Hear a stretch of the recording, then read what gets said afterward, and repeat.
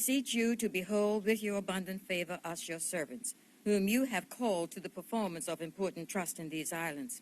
Father, let your blessing descend upon us here assembled, and grant that we may treat and consider all matters that shall come under our deliberation in so just and faithful a manner as to promote your honor and glory, and to advance the peace, prosperity, and welfare of these islands and of those whose interest you have committed to our charge. And this we beg in the name of Jesus Christ. Amen. May the grace of our Lord Jesus Christ and the love of God and the fellowship of the Holy Spirit be with us all evermore. Amen. Just be seated. The next item is the oath of allegiance. I would like to call Mr. Dwayne Robinson to come forth.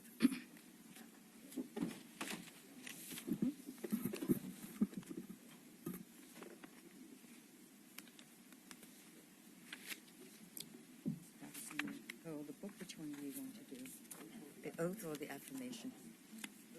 Oath is fine. Okay, and you read this. I, Dwayne Bernal Robinson, do swear that I will be faithful and bear the true allegiance to Her Majesty Queen Elizabeth II, her heirs and successors according to the law. So help me God. And you sign. Yeah, please.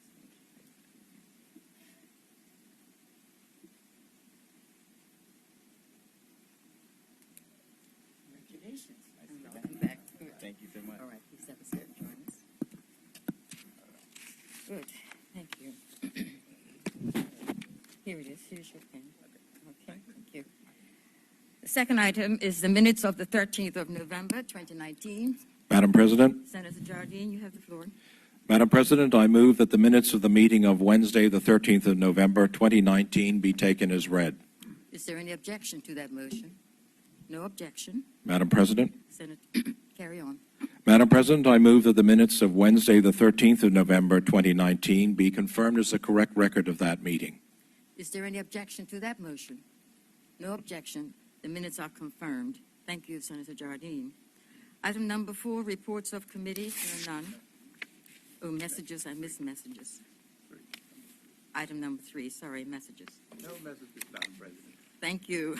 I'm running this thing this morning too quickly. Item number 4, reports of committees. There are none. Item number 5, announcements.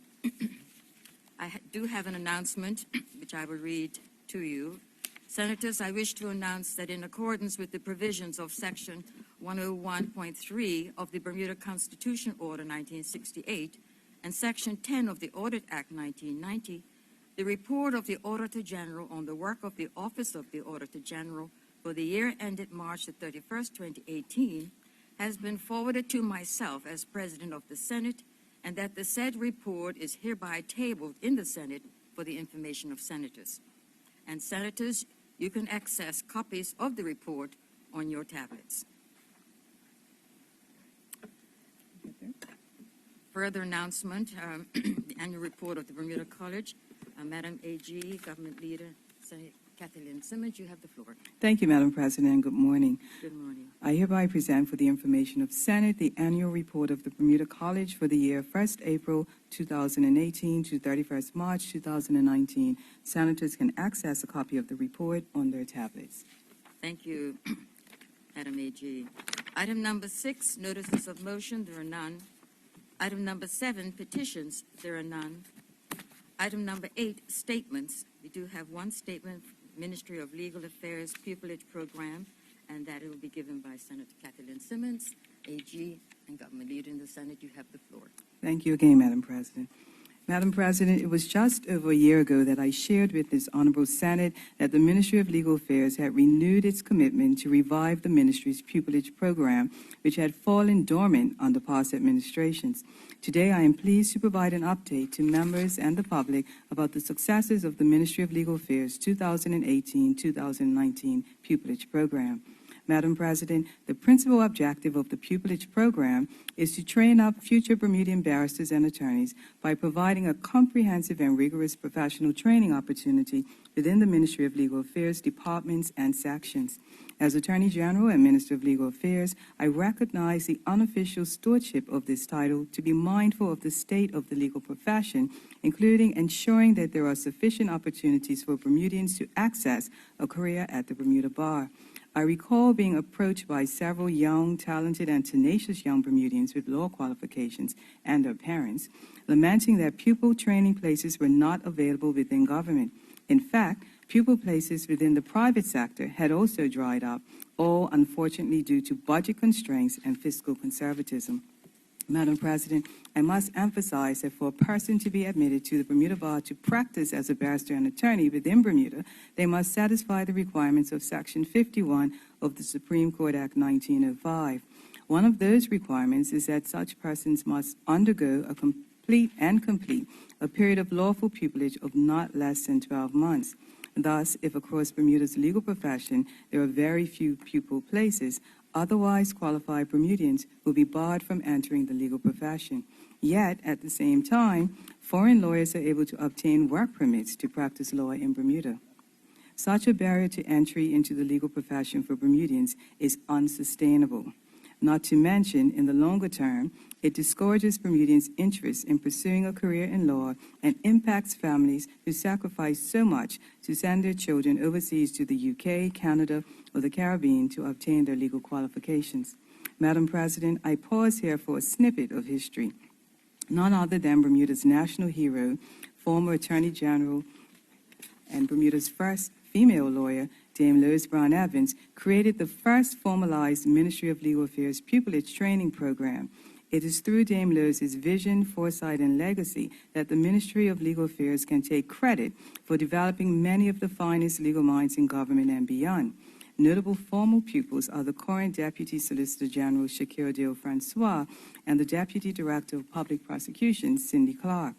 Madam President, there are many advantages of a pupillage with the Ministry of Legal Affairs, including exposure to several different departments and legal areas under the ministry's umbrella. In the Department of Public Prosecutions and the Legal Aid Office, pupils get exposure to the full range of criminal advocacy. Within the Civil Advisory section of the Attorney General's chambers, pupils gain experience in advising government departments on a range of administrative law and civil law matters, as well as judicial review proceedings and civil advocacy. The pupils' time in the legislative drafting section of the Attorney General's chambers allows them to provide support and assistance to parliamentary counsel, whose role is to translate the policies of the government into legislative provisions. Madam President, the pupils gain hands-on experience in all these areas, building up a breadth of knowledge of Bermuda law and practice over the 12 months program. And a unique feature of the ministry's pupillage program is that each pupil has input to divide their placements based on their individual interests and future career paths. They also have an edge over pupils in the private practice because of the invaluable insights they gain into the inner workings of government. Pupils, like their supervising counsel, work right alongside senior government officials, contributing to the operational and administrative aspects of the public service. Madam President, I am overjoyed to announce that our most recent cohort of 4 pupils have successfully completed the program. Each were confirmed by their pupil masters to be exemplary in their competencies and fit and proper to enter the legal profession. They are now all called to the Bermuda Bar as barristers and attorneys, notaries public, and commissioners for oaths. I encourage this honorable chamber to take note of Janae Nesbitt, Shyvonne Lee, Jason Otterbridge, and Tanae Tucker, 4 barristers with exciting and storied futures ahead of them at the Bermuda Bar. I want to publicly praise each one of them for having excelled during their pupillages, for the impact and quality of their contributions to each area they matriculated through, and for pushing themselves past their comfort zones, thereby refining their skills and competencies. Furthermore, they have all conveyed an interest in remaining in Bermuda to launch their professional careers and a commitment to public service. The pupils start the program with no expectation of future employment. However, we are actively working with each of them to find suitable posts across government within existing budget allocations. Madam President, when canvassed for their feedback, pupils attest to the unmatched wealth of experience their pupillage with the ministry affords. Acknowledgement is given of the rich range of exposure as previously detailed, over pupillage within private sector law firms. Additionally, pupils highlight the value of the abundance of advocacy opportunities and their involvement in litigation, drafting, and advocacy with tremendous public impact and/or of national importance. The former pupils attest to feeling confident that the program has sufficiently equipped them to enter practice and prepared them for the rigors of criminal and civil advocacy. Madam President, the feedback from our outgoing pupils has informed improvements for the next intake of pupils. Currently, the ministry has received 8 requests for pupillage and has obtained approval to hire 3 new pupils. The cost per pupil is about $78,200, which doesn't include benefits. We anticipate, our next cohort will commence training in January 2020. That recruitment process is pending. Madam President, it is anticipated that the continued success of the pupillage program will provide a route to the legal profession for the most qualified Bermudian applicants and over time reduce government's need to recruit foreign lawyers. Cultivating a culture of legal expertise requires planning toward domestically meeting the demand for legal services, notwithstanding perennial budgetary constraints. Madam President, I wish to close by thanking counsel within the Ministry of Legal Affairs who served as pupil masters and provided the pupils with an opportunity to work under their supervision and guidance throughout the program. The pupil masters for the 2018-19 pupillage program were Deputy Solicitor General Shakir Del Francois, Crown Counsel Lawrence Sadler-Bass, former Crown Counsel Specialist Larissa Burgess, Crown Counsel Maria Sofianis, and Acting Senior Legal Aid Counsel Charles Richardson. Although pupil masters had ultimate supervision of the pupils, all counsel within the ministry generously volunteered their time, instruction, advice, and words of encouragement to the pupils. They, too, deserve recognition. Finally, training highly skilled Bermudians and investing in Bermuda's future is my priority. In a climate where well-educated Bermudians have found it difficult to get their foot in the door and the hiring of non-Bermudian lawyers continues to grow, this is a vital program which we must continue. I look forward to updating the Senate regarding future program developments and successes. Thank you, Madam President. Thank you, Senator Kathy Lynn Simmons, AG. Item number 9, introduction of bills. There are none.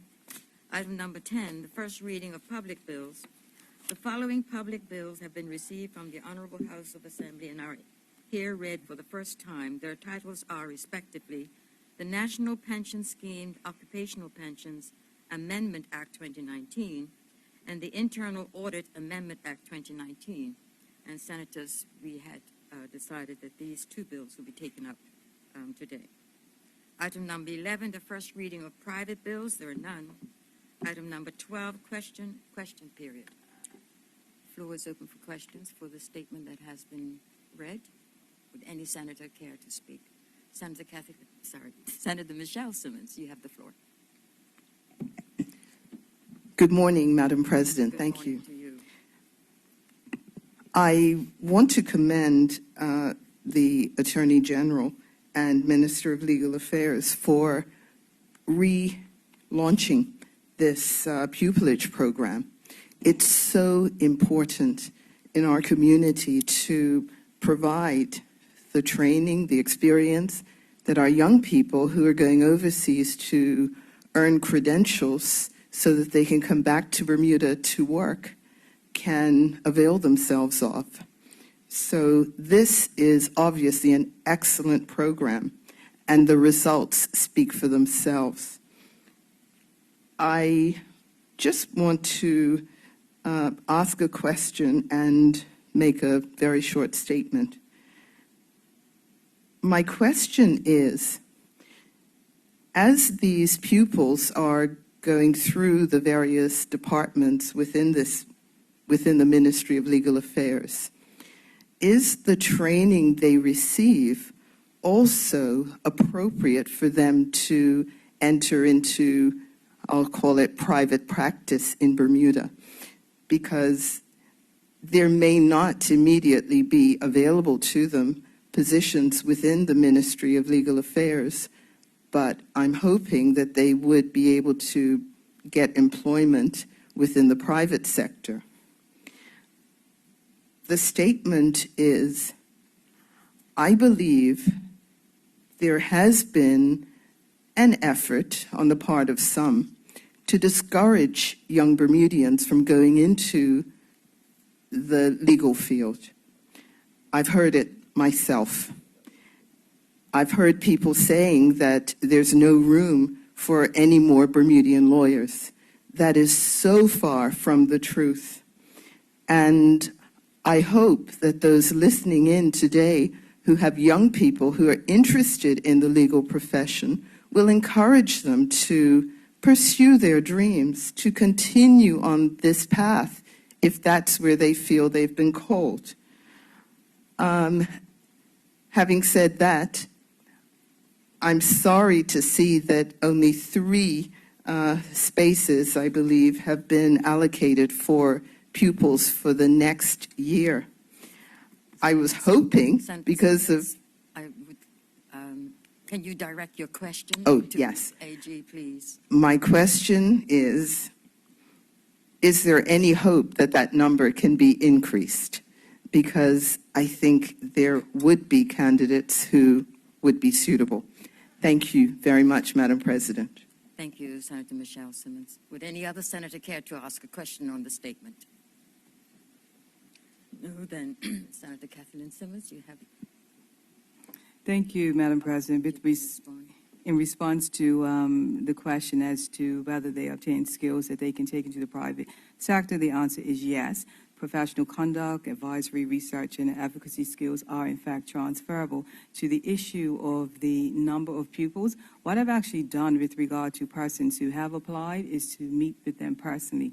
And it's interesting to meet with these young people and to really try to discern what their aspirations and passions are. And it's quite disturbing to, and their journey, as a matter of fact, and it's disturbing to hear that most of them have been rejected, and some not even had an interview with respect to their applications for placement for training in the private sector. So what I have actually done, because most of them are unemployed and have been unemployed up to a year and have financial and family commitments, is that I've actually been able to find opportunities for them within the public service. So as we speak, I've sent one to Legal Aid, I've sent one to Ministry of Finance, and we have one internally working in our civil advisory section pending pupillage applications. So I've determined to ensure that they do have an opportunity. I've also determined to ensure that we're appropriate if I can direct them on another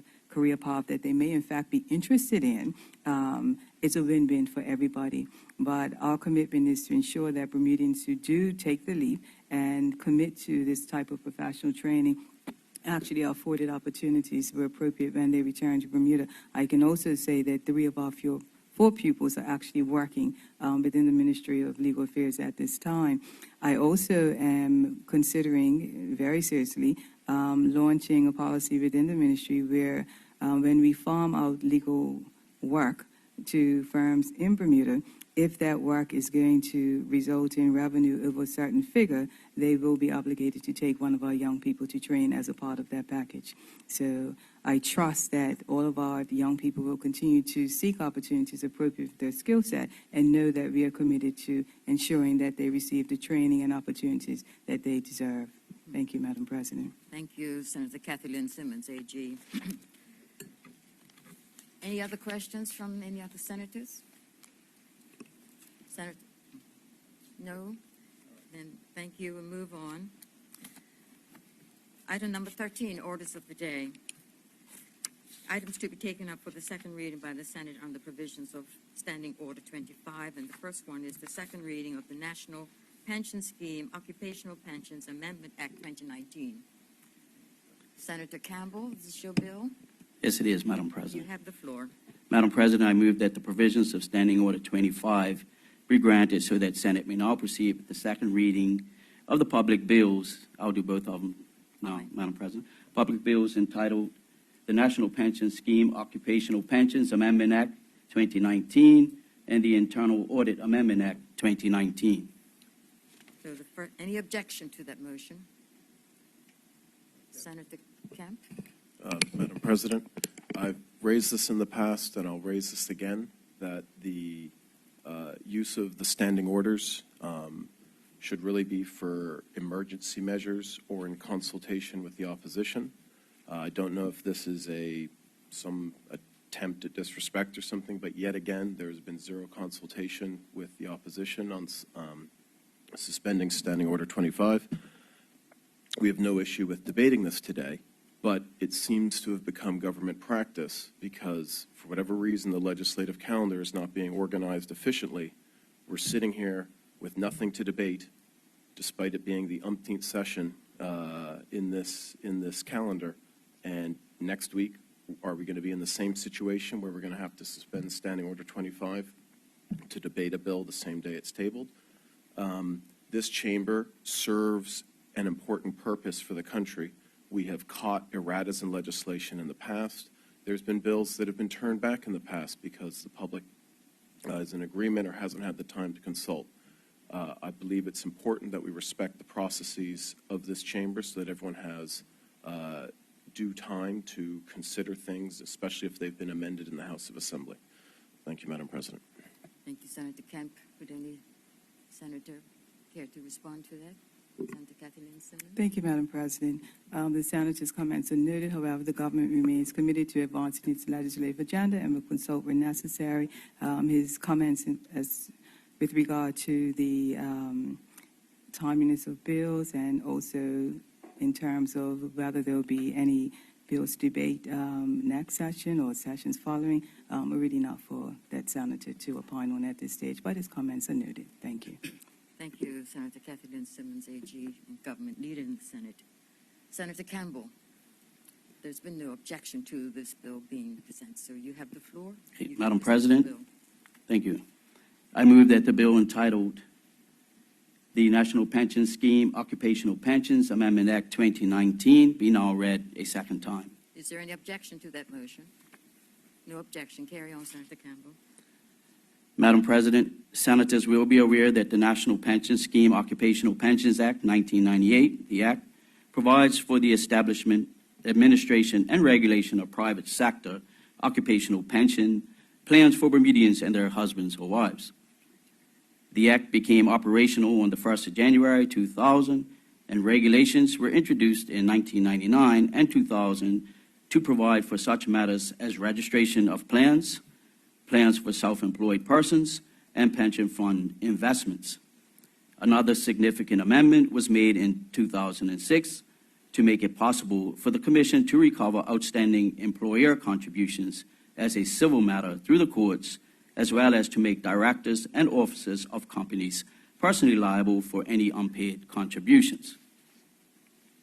Further amendments to the Act and associated regulations were introduced in 2010 and 2011 to allow plan members with a real financial need to get access to a portion of their pension funds based on prescribed criteria for hardship. Specifically, financial hardship withdrawals were permitted for applicable mortgage arrears, eligible educational expenses, uncovered medical expenses, and rental arrears. Madam President, the Pension Commission has provided the following background statistics as at the 31st of December 2018. There are 25,386 estimated plan members. The number of plans are 3,065, 3,050 defined contribution, and 15 defined benefit. Approximately US dollars 2.9 billion of assets are in these plans.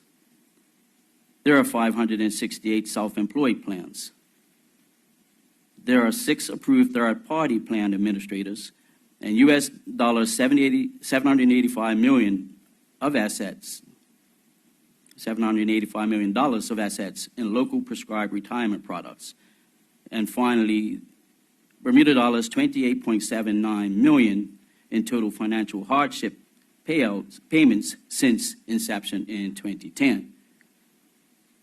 Madam President, the Pension Commission, which is the specialist regulatory body established to administer the Act, undertook a review of the Act to determine if all of the existing provisions adequately cover developments that have taken place since the legislation was first introduced in 2000. To this end, the Commission's Standing Advisory Committee was engaged in reviewing various proposals. The committee consisted of the following representatives: the Argus Group, BF&M Life Insurance Company Limited, Colonial Pension Services Limited, Friesenbrook Meyer Insurance Services Limited, Condestale Impairment, Bermuda Public Services Union, Bermuda Industrial Union, Bermuda Employers Council, Bermuda Investment Advisory Services Limited, Anchor Investment Management Limited, Chubb Bermuda, formerly ACE Bermuda Insurance Limited, AXA XL, formerly XL Group Limited, and the Chartered Professional Accountants of Bermuda. The Commission advised that the committee met and discussed originally over 129 changes. These proposals were also submitted to the Pension Commission Board for its review. Madam President, the government's 2017 election platform stated that it would address the current structure imbalance of pension benefits that exists between guest workers and Bermudians by requiring equal treatment for Bermudian and expatriate labor. Currently, employers are not required by law to provide the same level of pension benefits to guest workers as they are to Bermudians, thus making it more expensive to employ Bermudians. Members of the Commission's Advisory Committee were also invited to discuss and provide input on the above proposal. In addition to the existing members of the committee, the Commission invited representatives of the Association of Bermuda Insurance Companies, Hotel Employers of Bermuda, Restaurant Association, Construction Association of Bermuda, Landscaping Association, Bermuda Human Resources Association, and a former board member of the Human Rights Commission to make representations on the implications of introducing the proposal on their respective industries or areas. Members of the committee and invited representatives of industry groups met at the offices of Chubb, which were kindly offered to host the series of meetings. In addition, the Ministry of Finance and the Commission also held discussions with representatives of the Association of Bermuda Insurers and Reinsurers and Bermuda International Long-Term Insurers and Reinsurers, and received helpful feedback. Madam President, it would be remiss of me if I did not advise that there was a number of concerns expressed in broadening the coverage to include non-Bermudian employees, in particular the additional cost to employers, weakening of Bermuda's competitive position as a cost-effective financial center, and the imposition of additional administrative responsibilities were raised. However, it was recognized that a large number of employers in Bermuda already had their non-Bermudian staff participating in either plans registered under the Act or plans that are not required to be registered under the Act.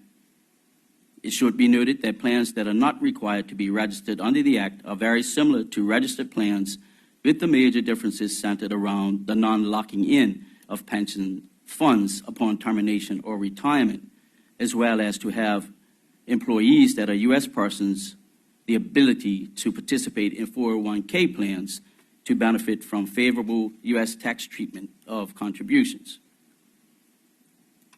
Madam President, the Human Rights Act 1981 was also discussed as it related to the current national pension scheme exclusion of non-Bermudians, other than husbands or wives of Bermudians, being potentially contrary to its provisions on discrimination on the basis of a person's national origin.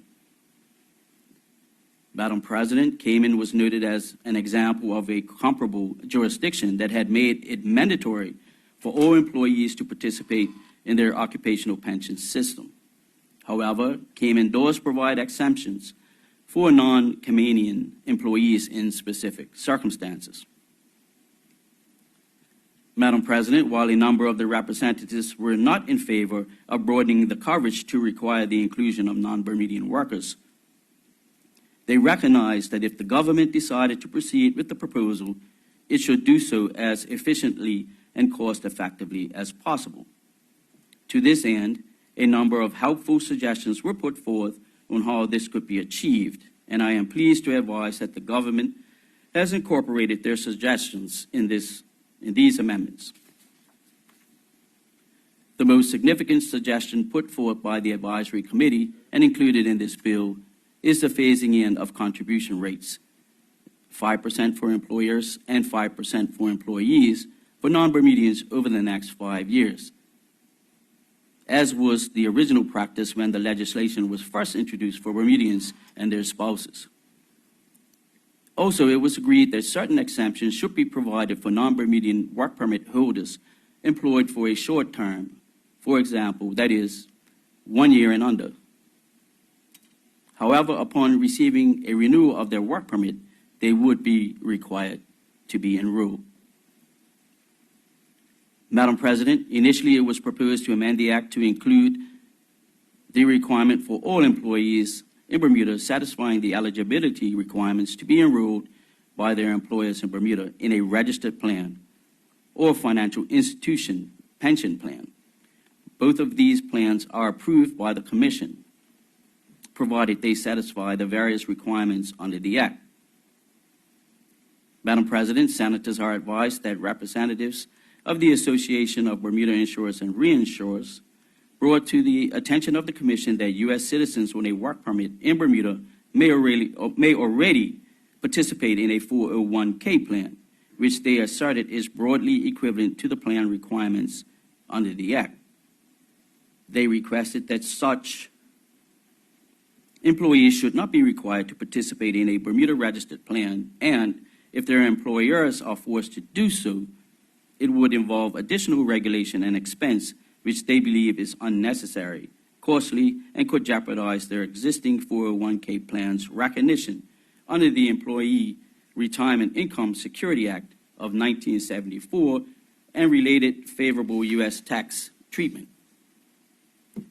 They originally requested that these 401k plans be automatically deemed registered, but not subject to the Act's requirements.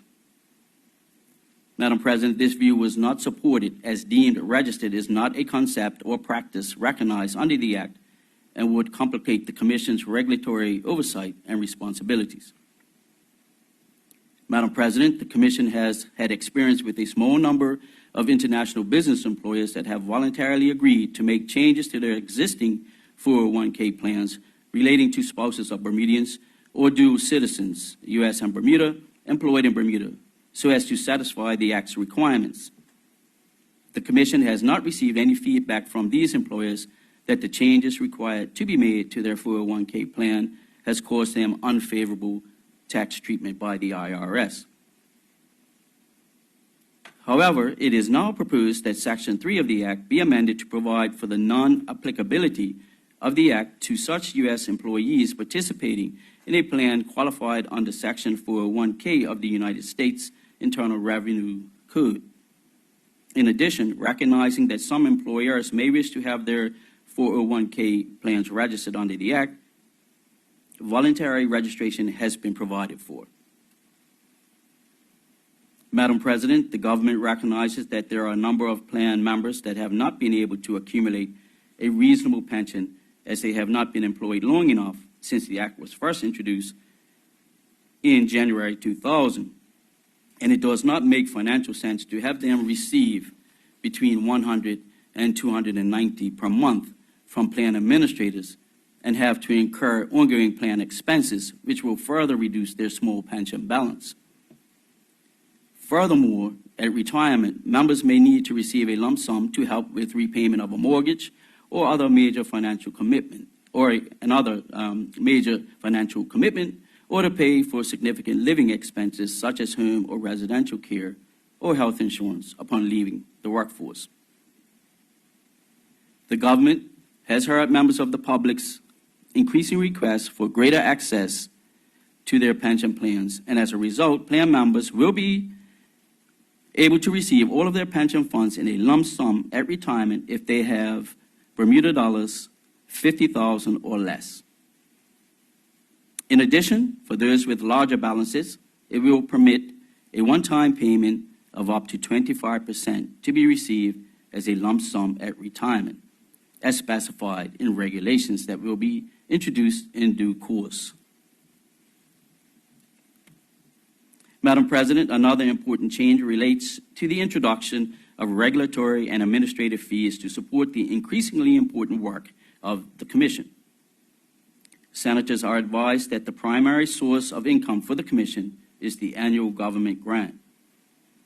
A small amount of fee income is also generated. It should be noted that the original fees paid to the Commission have not increased since inception of the Act nearly 20 years ago. The government recognizes the important role the Commission provides and that to further develop its supervisory and regulatory capacity, it must enhance its resources and to enable its income to come from more independent sources. Consistent with regulatory models already established in Bermuda, it is necessary to introduce fees for the various services the Commission provides and for those service providers primarily benefiting from the mandatory occupational pension system to pay regulatory fees. Madam President, the proposed bill provides for a number of significant policy and regulatory objectives, and the following is a summary of the more significant areas, some of which have been mentioned above. It requires non-Bermudians to participate in registered plans. It provides for additional financial hardship withdrawals for funeral expenses. It permits retirees to apply for financial hardship withdrawals and to be exempt from having to pay the application fee. It permits plan members or former members to receive the entire value of their pension fund account balance for defined contribution plans or commuted value for defined benefit plans at retirement if 50,000 or below. It provides for the ability of plan members at retirement to receive up to 25% of the value of their pension fund account balance for defined contribution plans or commuted value for defined benefit plans as prescribed in regulations. It introduces regulatory fees payable by plan administrators. It changes the 2-year vesting of contributions to 1 year. It provides for the Minister of Finance to introduce regulations to control the fees charged to plan members. It introduces monetary penalties for non-compliance by plan administrators and other related persons. It provides for certain exemptions for multi-employer plans. It includes all bonuses in calculating the amount of pension contributions. It requires employers to maintain specified payroll and employee-related information, and failure to do so is an offense. It introduces the payment of interest by employers on their late pension contributions. In order to reduce plan expenses for smaller plans, it increases the requirement for audited financial statements for plans from $1 million to $3 million. And it introduces greater oversight of plan trustees and their specific fit and proper standards.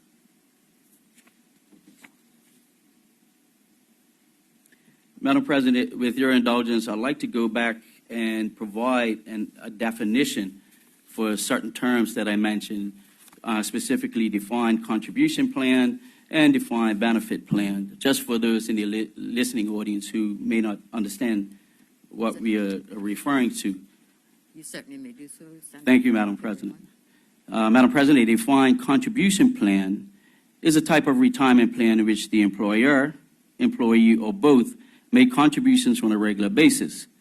Individual accounts are set up for participants, and benefits are based on the amounts credited to these accounts through employee contributions and, if applicable, employer contributions, plus any investment earnings on the money in the account. In defined contribution plans, future benefits fluctuate on the basis of investment earnings. Madam President, defined benefit pension plans are a type of pension plan in which an employer or sponsor promises a specified pension payment, lump sum, or combination thereof on retirement that is predetermined by a formula based on the employee's earnings history, tenure of service, and age, rather than depending directly on individual investment returns. A defined benefit plan is defined in the sense that the benefit formula is defined and known in advance.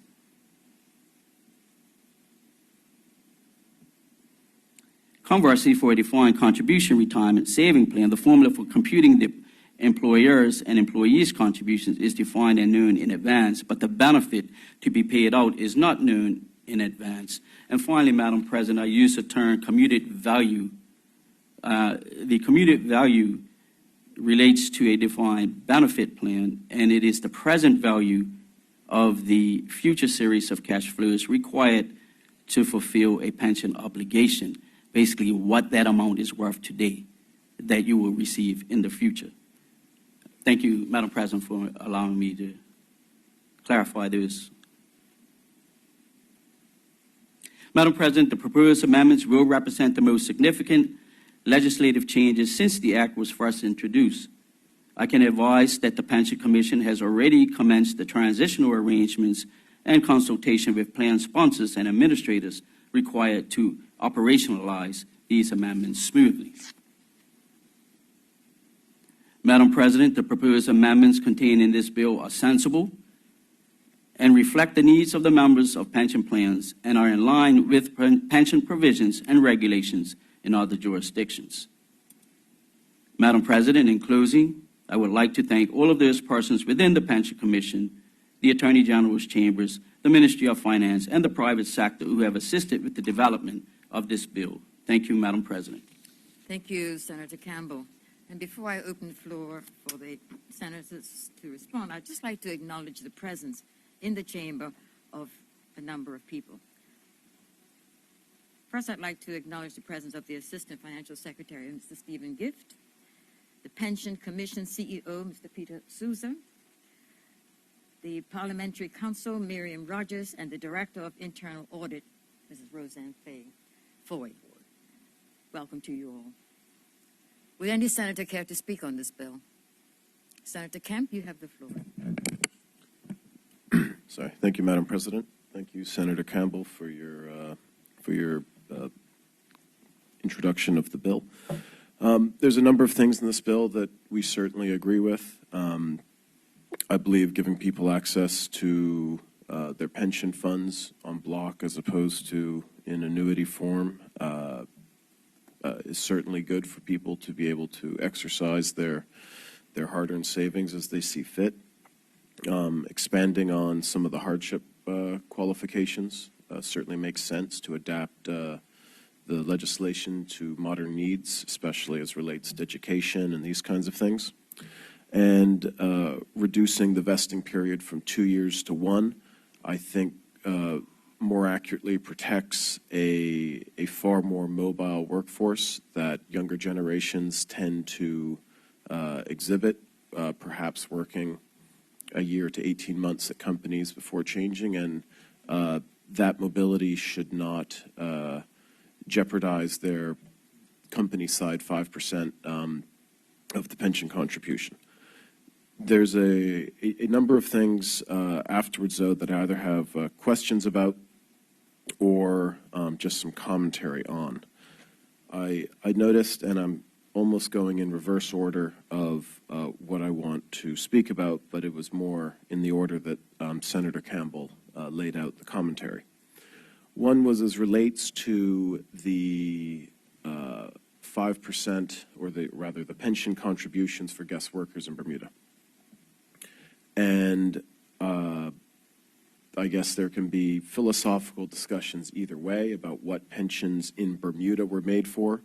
Were they put in place in order to protect Bermudian workers who retire in Bermuda, some sort of financial stability, or were they set out to protect all workers no matter where they were going to spend those pension funds, whether it be in Bermuda or overseas? Obviously, the 5% company contribution is an additional cost of business, and things were put in place in the past certainly as a way to assist people post-retirement living in Bermuda. Whether that 5% contribution was actually a driver of preference in employing a guest worker versus a Bermudian, I have reservations and doubts. I'd like to see some data around that. I believe, especially at the lower end of the economic spectrum, that work permit fees and repatriation guarantees and these kinds of things probably offset that in grand sense. So I struggle to believe that that is a actual reason of causing certain job categories to be filled mainly by guest workers as opposed to Bermudians. The 25% drawdown that's available only upon retirement. Whilst I think that's a good thing if people have a lagging mortgage or a car payment that they need to get rid of, and perhaps the interest on that is greater than interest that's being earned through your pension, then that's a wise choice to avoid kind of saving with less interest and paying with more on the other hand. But my concern is misconception in the community. At the, I guess, quasi-throne speech at the delegates conference, there seemed to be this big, I guess, layout of billions of dollars overseas that can come back and start businesses and all this kind of thing. And I just want to be quite clear for people that took that speech as the ability of someone who's at a stage in their life where they want to be building and creating businesses, that this drawdown does not assist them. This is not what this is for. This is for people post-retirement. So just so there's no confusion in the community about for whom this 25% benefits, it's not what was alluded to in the in that speech. Another one of my, I guess, both concerns and elements that I'm kind of happy with, the fact that the Pension Commission is going to grow somewhat in size to meet its heightened needs. It can be both a good thing and a bad thing. If it's simply building its size in order to respond to increased red tape, that's not a good thing.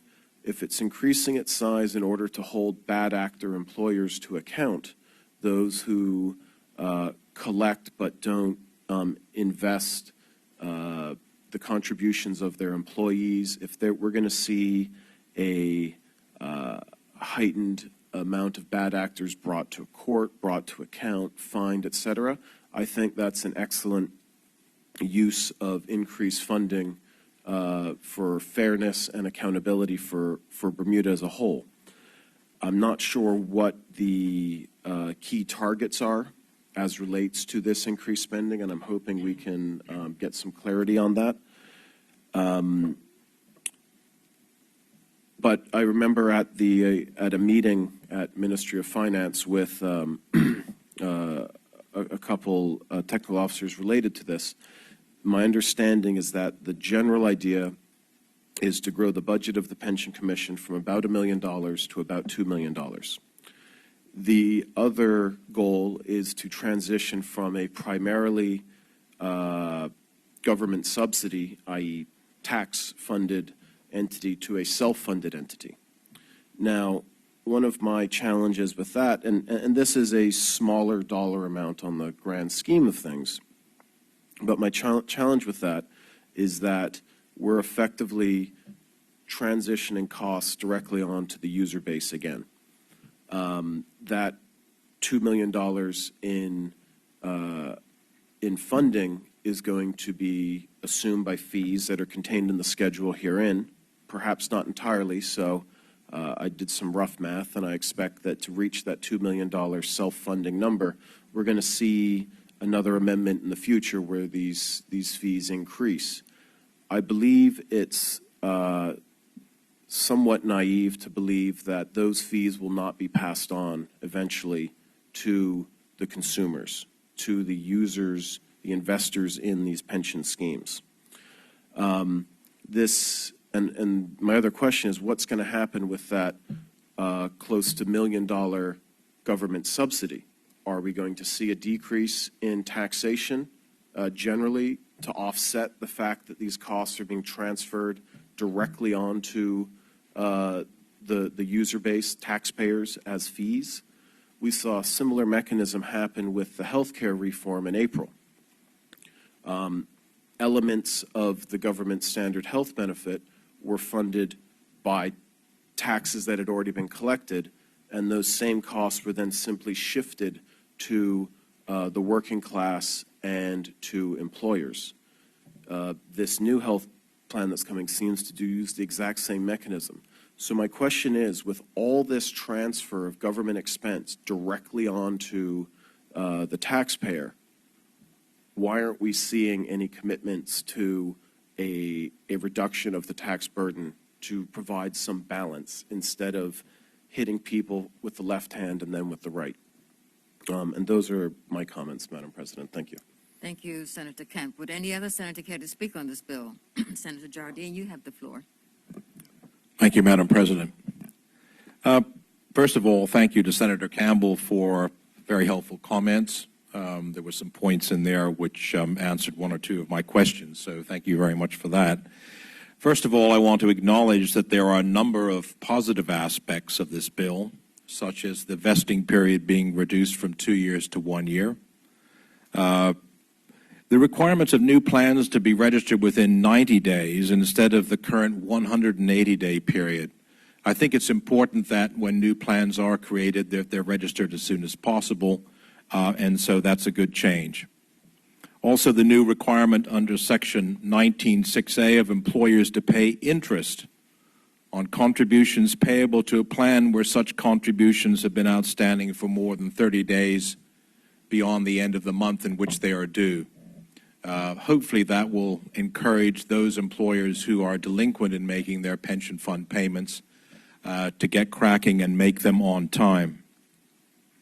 Also, the amendments to Section 34 with respect to payments to be made in the case of shortened life expectancy, and there were some changes there which I was pleased to see. And the addition of a new Section 69A, which indicates that the Pension Commission will issue guidance notes. I think guidance notes are very, very important, and I think those guidance notes will hopefully help employers and employees to better understand the terms of the Act and also their own particular plans. So I'm pleased to see that, as well as I support the amendments with respect to 401k plans, which impact some of our employees working here in Bermuda. And also the phasing in of the contribution rates for those who will now find themselves, that's the non-Bermudians, being covered under various pension plans. I do have a number of comments and questions, Madam President. I did prepare a list of these over a week ago, and I did circulate them to Madam AG to give her an opportunity to see those and hopefully be able to respond today, but I acknowledge the fact that if that's not possible, then maybe answers can be provided at a future point in time. So maybe if I can just start with those, and the first would be with respect to Clause 2C on page 3, where it defines an employee, and it says here, employee has now been amended in the House to read, unless that person has been granted such permission for an aggregate period exceeding 12 months. Now, I'm not sure I understand what aggregate means, but does that mean continuous employment for 2 months, or does it mean they work 6 months 1 year, and then next year they're rehired and work another 6 months, and then you aggregate those to get to your 12 months? Or does that mean they have to work continuously for 12 months? So I just had a question about that. Again, some comment has already been made about guest workers now being added to the pension plans. To be frankly honest, I think it's important that guest workers do have a pension. I understand, obviously, the hardships that this may create for some employers, and it was interesting to hear Senator Campbell, and I'm pleased that government did consult as widely as they did before bringing in these amendments.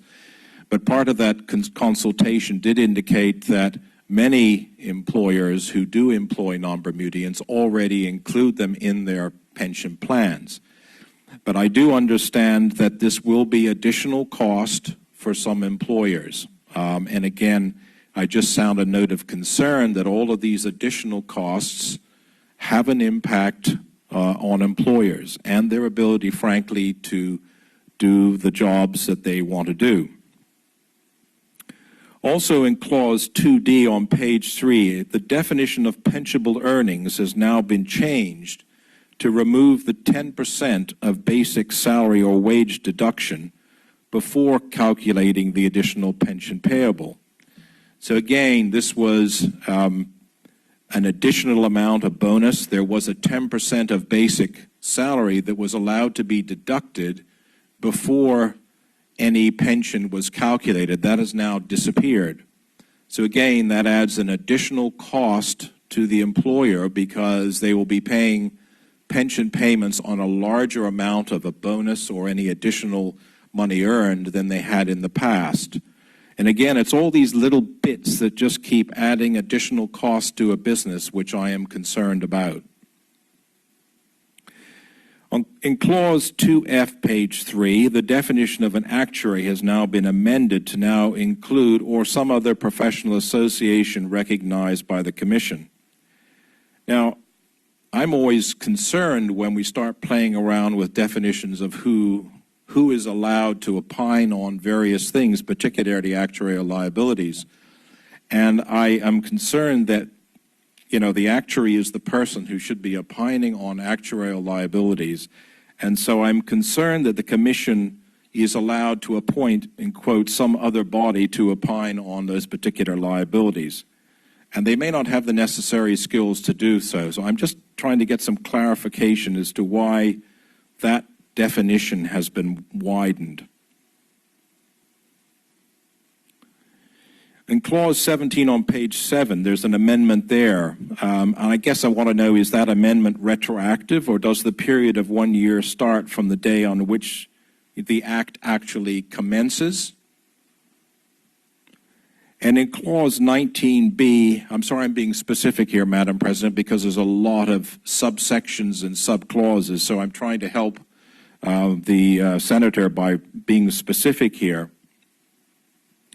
And this has to do with the lump sum payment, the 25% that's now going to be allowed to be withdrawn on retirement. As was pointed earlier, Madam President, we have a National Pension Scheme Financial Hardship Regulations 2010 Act, which does allow for individuals to apply for sums of money in the case of hardship. And the maximum permitted under that at the moment is 20% per application. And it covers such things as mortgage payments where people fall behind, critical health needs, educational needs, and so on. So there is provision in there for that. Now, to be honest, I'm not against somebody retiring and saying, look, I have a mortgage, and I'd much rather pay off my mortgage than continue to pay interest on it. So I'm in favor of that 25 lump sum for payment off mortgages, other major loans, or indeed for critical health needs. But I have major concerns about people taking 25% of their pension, and when they retire, and let's say blowing it on a magical round-the-world cruise. When they return to Bermuda and reality sits in, they then realize that the pension amount they're going to get on a monthly basis may be substantially less.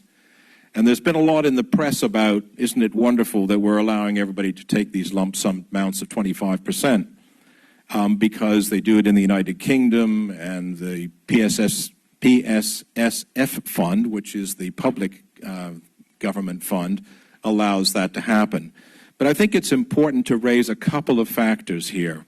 The first is that the government PSSF pension fund has been in existence since 1981, so that's 38 years.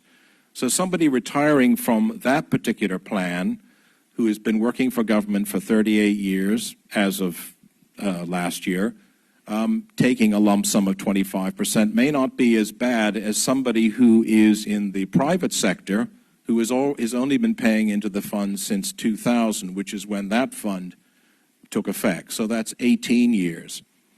And I believe that individuals need to have as much pensionable money available on an annuity basis or some monthly drawdown, so that there is money each month coming in for a pension, rather than taking a huge sum of 25% of that pension and spending it on something like a cruise around the world. And I should also point out that the cost of living in Bermuda, as we all know, is horrendous. For those of you who go shopping and buying groceries, I do quite regularly, the cost of groceries is just prohibitive. And every little bit counts. And as a retiree, it is important that there is something coming in every month to help you pay for the cost of living in this island. And so I have real concerns about allowing this lump sum of 25% of pensions to be taken in the private sector, because most people have been paying into that plan for only 18 years or 19 years as of this year. So I have some concerns about that. And as I say, I don't mind individuals taking up to a lump sum of 25% if they wish to pay off a mortgage. I understand that. Rather than paying interest on a mortgage, let's pay the mortgage off. Or if there's a significant health problem. But I do have some concerns about allowing people to taking a lump sum that's not really necessary for health or mortgage reasons and perhaps blowing it on some luxury holiday. Clause 36 on page 12, I guess the question I have there is, should that not be headed up as Clause 67A, as it relates to Section 67 in the Principal Act and not to Section 68? A small point, but just reading those sections and tying them into the Principal Act, I would have thought that should be called Clause 67A. On Clause 37 on page 13, my question here is, why is the minister under Section 69JB setting maximum fees payable in relation to service providers? Surely the free market should be allowed to set their own fees. I just wondered why we're suddenly setting maximum fees. What is the rationale for that?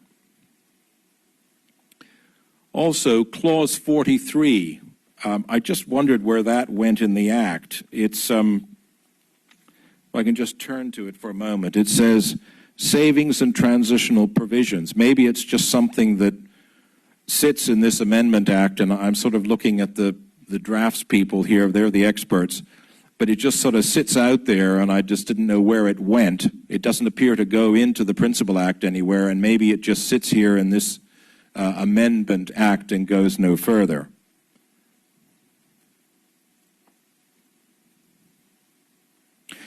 Clause 35A, page 12, the reference should be Section 67A, if you agree with my earlier comments in the point I mentioned above. I did have a question in Clause 9 on Regulations 9 on page 17, where the threshold for an audit has been increased to $3 million. As an auditor, I always get concerned when we start to say you don't need to have an audit for pensionable fund or pension funds. These are other people's money, and my concern is that all pension amounts, all pension funds should be properly audited to make sure that they are correct and there have been no malfeasance or other issues which have arisen. And so I get concerned when I see these thresholds, as is the case here, being moved up to $3 million. Clause 9 on Regulation 9 on page 17, Section 9B, it would seem to me that we would want the basis of accounting to be full accrual and not on a cash basis, since I would want to know any outstanding receivables, and that's amounts due to be paid to the fund that are outstanding. Cash basis of accounting is fine in certain circumstances, but in the case of pensions, if there are amounts due from employers who have not remitted the amounts for themselves and their employees, I would want to know about that. And so, again, cash basis of accounting in terms of pension funds is not something that I would certainly be advocating at all.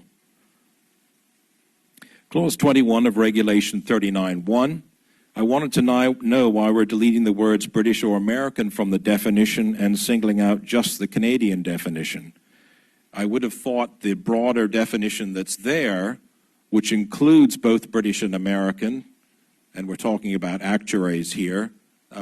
Certainly in Bermuda, we have all three, and I just wondered what the reason for that was.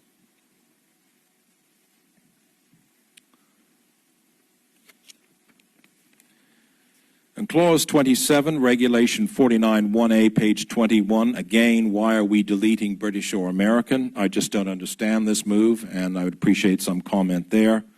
And again, Clause 28 and 29 have the same comment. Finally, on wrapping all this up, as has been mentioned earlier on pages 27 to 29, there are a lot of new fees. And I assume, and again, I guess this is a question for Senator Campbell, I'm assuming in the consultation with the various parties that were spoken to, that fees were mentioned, and I just wondered what their reactions were. Again, I'll just go back and sort of summarize all of these additional costs. We have these fees coming in place. We have the additional cost of now having to pay pensions for non-Bermudians who meet the threshold of 12 months of service. We also have the removal of the 10%, which was allowed for bonuses and so on before pensions had to be calculated on those bonuses. So all of these things have added together mean additional costs for employers. And again, there comes a point in time where employers are going to say, I just simply can't absorb any more costs. So I think government needs to be mindful of this. I understand the reasons why these fees are in place. These new fees are coming into place. That's been explained. But I think we need to be very careful about adding any additional costs to businesses here in Bermuda. And with those remarks, Madam President, I'll finish. Thank you very much. Thank you, Senator Jardine. Would any other senator care to speak on this bill? Senator Jones, you have the floor. Thank you, Madam President. Also, thank you to Senator Campbell for giving us a very comprehensive explanation of the purpose and the direction for the new changes in this amendment to the existing national pension scheme. I'm learning the longer that I stay and deliberate in these chambers that I need to put up my hand before Senator Jardine, because he tends to give a very good, detailed perspective on the legislation, and many things that he raised was on my list, and so my contribution to this debate will be extremely short. But having said that, there's one thing I'd like to piggyback on my colleague Senator Jardine, and that's there's much to be pleased with this particular legislation.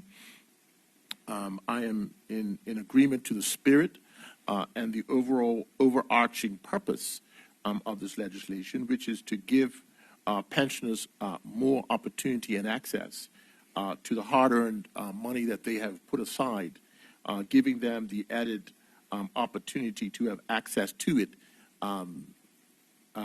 especially in times of hardships, which has been part of the amendment from years gone by, and now this added opportunity to gain access in the form of a lump sum, 25%, up to 25% of the, I'm made to understand the present day value of that pension is a good thing. It definitely gives that pensioner who may have a mortgage, may have a little bit of a mortgage that he or she wants to pay off, or a car loan, or do some major upgrade to their home. I mean, that's all well and good. I will caution, though, although some within the community may think that this amendment will cause a major boost and stimulus to our economy. I hate to blow out your bubble, but that's not going to actually materialize. I think in the lives of individuals that are entering those golden years, it will be a added help to them as they have to anticipate a fixed income, and they may have overarching debt or some payments that they would like to pay off. I would say, though, that employers should be encouraged very strongly to, during their exit interviews with these pensioners, make sure that they fully understand the consequences of their actions i.e., fully explain what their monthly pension payments will be if they actually take out that 25% lump sum. They need to fully understand that that the amounts will be significantly less, and that they're well aware of it. They sign off and say, I'm aware of it. I know that I'm going to be at a lesser point of a monthly payment.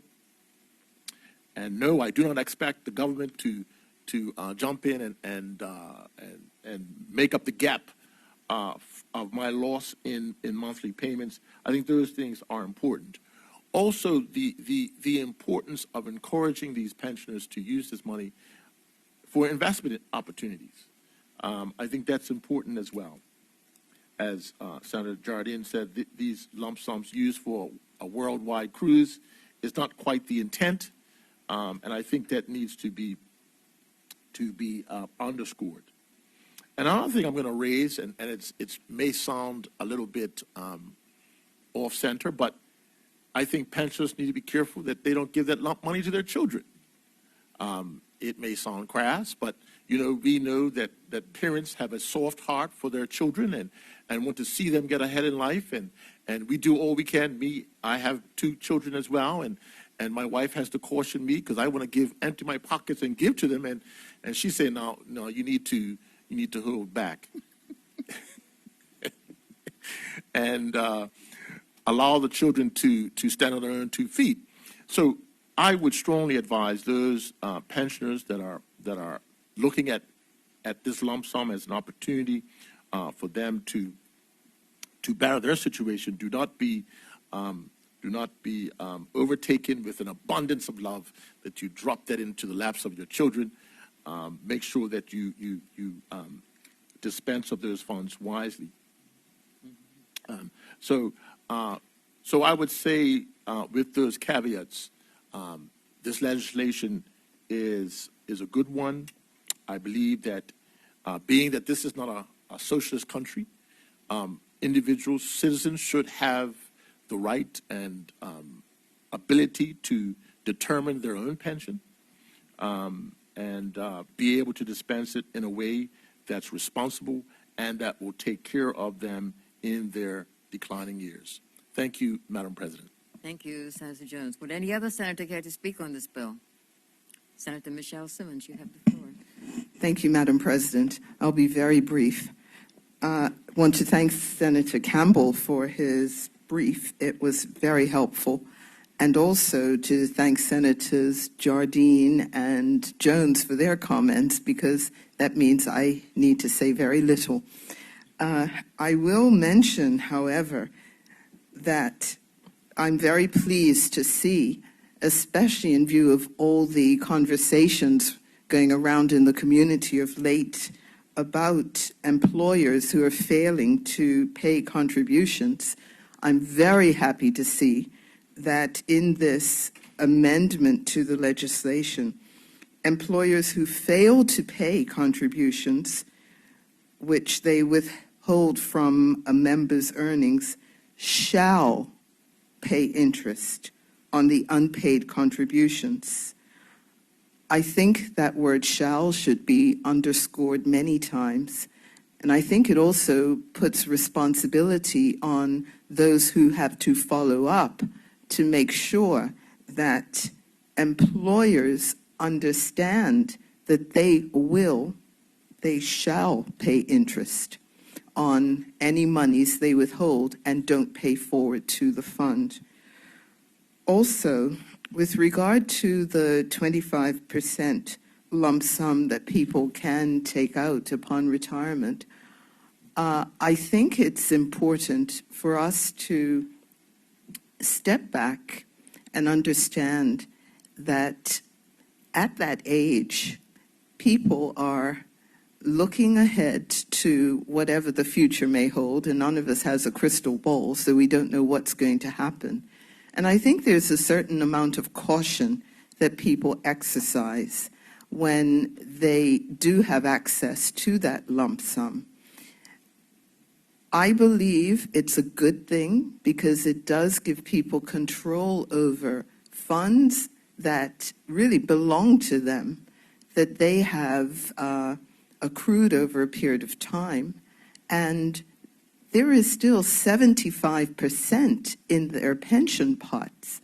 So it may sound like a big thing, it may sound like something that we can't trust people with, but it's their money. And I think that pensioners are going to err on the side of caution and invest wisely. Yes, some may have mortgages to pay off, but that's not the only debt that people have at that point. And since everyone's circumstance is different, Madam President, I would posit that we need to understand that we're giving people greater control over their future. I also will add that sometimes people have to vary their spending depending on their circumstances. And I'm thinking of some unexpected things that will occur, such as maybe a long-term illness of someone in the family, maybe long-term care provisions for an elderly parent, grandparent. This 25% lump sum will give people greater flexibility in determining their way forward financially. So I do support that. I don't really have a problem with it. I think that it's important at that point in people's lives to ensure that they do have greater control over their finances. With those remarks, I thank you, Madam President, for listening. Thank you, Senator Michelle Simmons. Would any other senator care to speak on this bill? Senator Richardson, I'll come back to him. You defer? Okay. Senator Dwayne Robinson, you have the floor. Thank you, Madam President. I will also be brief. The senators, my colleagues, have outlined a lot of my concerns and a lot of what I support regarding this bill. I just have one hang-up, and it is regarding the leveling the playing field as far as employment goes for Bermudians. I do believe that this will level the playing field as far as deductions go, but regarding the employment issue here in Bermuda, I do believe that a lot of us have heard similar stories regarding certain pervasive contracts that guest workers are signed onto. So I do want us to really kind of remove that Band-Aid part that is attached to this bill in that essence, because we will still have similar problems within the community as far as certain jobs being geared towards guest workers, such as working more than 40 hours, living jobs, things like that. So I do support the bill in its essence, but I do not want that caveat to be attached to it that it will kind of tackle an issue with employment regarding us Bermudians. I do think that there's much deeper issues that we have to tackle in order to level that playing field. And with those comments, I close, Madam President. Thank you, Senator Dwayne Robinson. Would any other senator? Senator Richardson, you have the floor. Good morning, Madam President, Good morning. fellow senators and those in the listening audience. It's been interesting to listen to the various comments today. And my perspective actually is to go back to the whole idea of what are we talking about more fundamentally, and it is personal responsibility. Persons may realize that prior to 2000, when they put in place the National Pension Scheme, many employers allowed long-serving employees to retire without any significant post-retirement benefits. And so the idea was that the employers will be required to, during the period of an employee being employed, to put aside some funds and to assist persons to do also, so that when they did get to a retirement age, there would be at least some funds for them to be able to not live off of, but to offset their ongoing expenses. And with that, I believe that there needed to be, and continues to need to be, additional education for us as individuals. I actually am concerned that sometimes we talk about these issues as if there are not individual persons involved. I think in many cases, if we consider the idea of a business owner having responsibility to obviously run a profitable business, but also to take care of the person that works for them for an extended period of time, there was the need to recognize that. And that is what I think we are missing in some respects even today. And so to fundamentally allow people to have more of a say in what is essentially their own money does make sense. But I believe that for the public, it's a matter of taking on the responsibility to understand the various implications of what you're going to be doing. And so once I retire, yes, I will have X amount of money in a pension plan. And I need to, during my work life, as best I can, prepare for my after work life. And that would involve, as some senators said earlier, even dealing with my children in terms of if I do have a house or if there are other expenses, is to understand that there is a responsibility to myself, first and foremost, but also to incorporate my family circumstance so that I can manage accordingly. And for today, really, I think it's a matter of having that emphasis rather than some of the detail, to be honest. Because again, I want to say that I know that when I was working in government many, many years ago, and we did introduce the National Pension Scheme, there was almost the same conversation in terms of what is the impact on businesses, what is the impact on individuals, and how will they all manage? And we got to a stage whereby we acted as though there was not the individual responsibility in this whole discussion. And that's what I wanted to emphasize again today. And again, for those in the listening audience, I would encourage everyone rather, to take the time and find somebody that can explain the full impact of pensions on a person while they're working and post-retirement, because that's what's going to be important. And very often what happens is, even in the chamber sometimes, we get to a stage whereby we make comments that end up being sound bites, and then what is reported in the media also is more sound bites as opposed to any of these substantive comments that are being made, which is what's going to impact all of us. We certainly know that in the Bermudian context and also in the world context now, that persons are living longer, and there needs to be a greater focus on how you fund your lifestyle subsequent to retirement. The government has already introduced legislation in terms of extending the retirement age to allow persons for various reasons to either work longer and thereby build up a greater post-retirement benefit, or in addition to that, is that people are now living longer and being healthy. And so the previous idea of having to retire just because you're 65, for example, falls away. And I continue to be impressed when I meet persons now that are easily 65, 70, and in terms of their ability to work, it is almost undiminished. I smile sometimes because sometimes those persons are much fitter, physically fitter than you would expect. And so I smile that they can do all kinds of things. And so that would be my contribution for today. Thank you, Madam President. Thank you, Senator Richardson. Would any other senator care to speak? Senator Caesar, you have the floor. Thank you, Madam President. With regard to this topic, I actually am quite happy that the government has given the foresight to encourage and require that employers set aside pension, not just for Bermudian employees, but also those that are guest workers in this country. A government is responsible not only for its citizens, but also for those residents and others that contribute to the economy. And in particular, we often encourage young people to come work and contribute to our economy. And until now, we have not required that those guest workers have a pension put aside. And when you're in your early 20s, sometimes early 30s, we don't necessarily think about what's going to happen at retirement. So I think this is a responsible move such that these young people will have something when they do start to think about their families and are aging and may be looking at retirement. I think that this is extremely responsible and very necessary.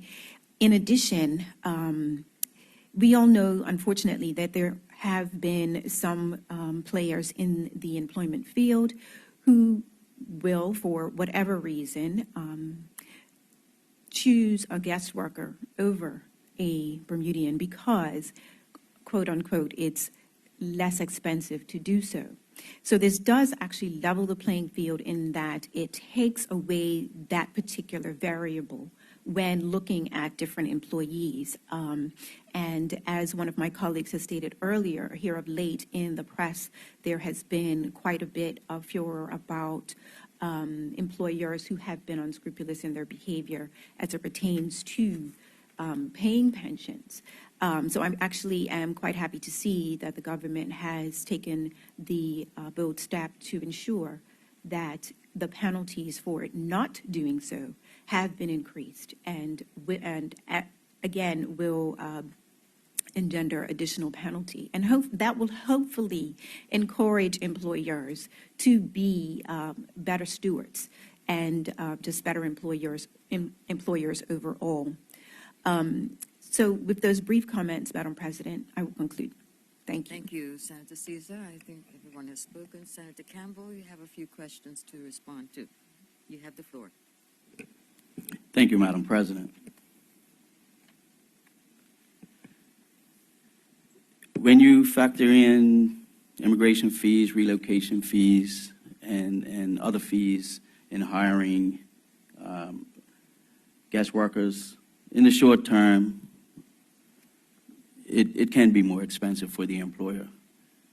But as it stands now, in the long term, where that employer has to pay the pension contribution for Bermudian workers, it does become quite quickly, I might add, more expensive to hire a Bermudian. So this will eliminate and level the playing field in that regard.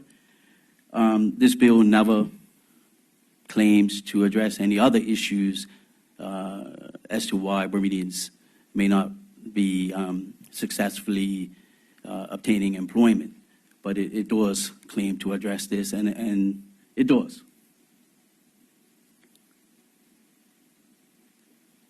This bill will not result in an increase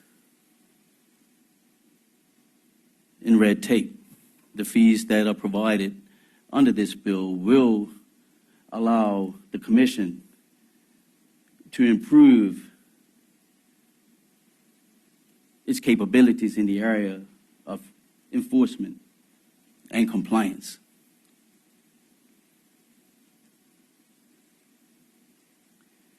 As the Commission becomes more self-sufficient, Madam President, the government will reduce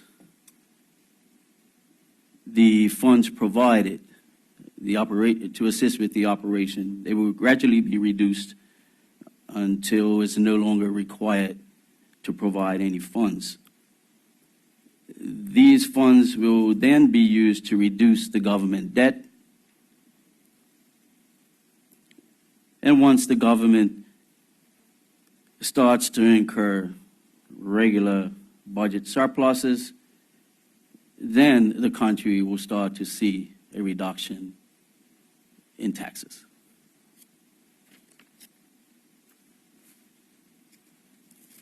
There was a concern, Madam President, of the fees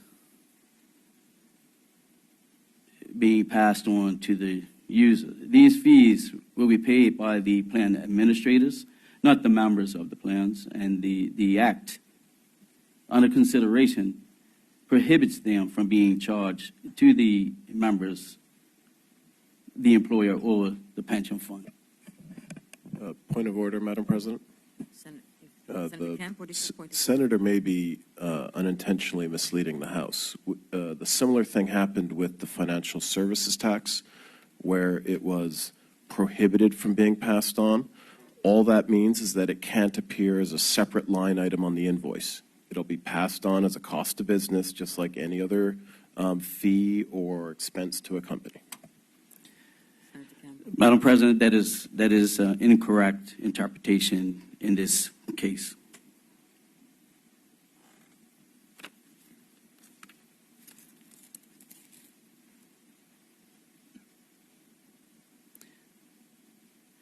I believe Senator Jardine had a question over the definition under Clause 2C, definition of an employee, and more specifically, what did aggregate mean? Was it continuous? No, it's not continuous. It's cumulative. So if I, as a guest worker, worked 6 months, left, came back, worked another 6 months, I would then be eligible to be included under this act.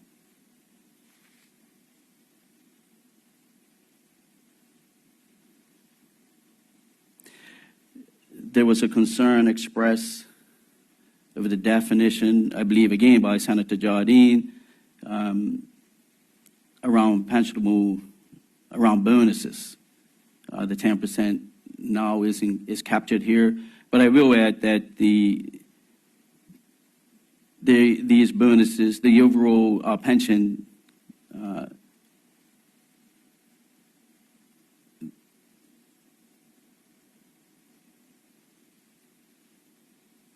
is subject to an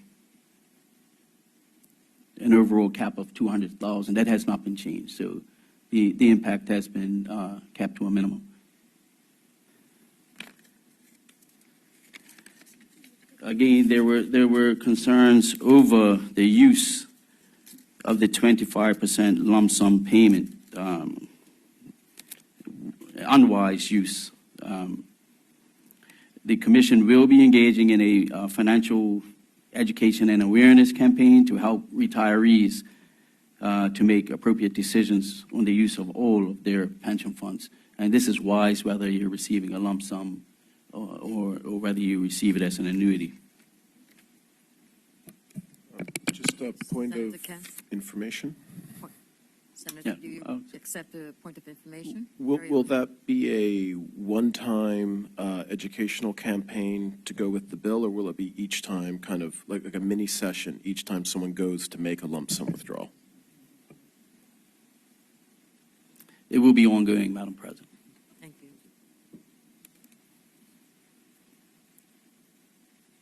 There was a question around the minister's power to set fees.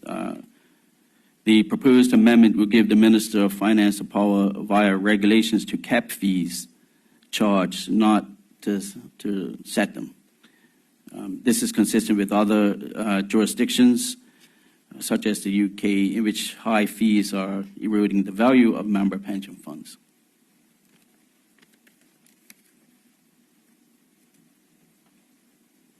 As was mentioned before, there was concern of what these fees received by the Commission would be used for. The majority of the additional fees will go towards enforcement and compliance. So,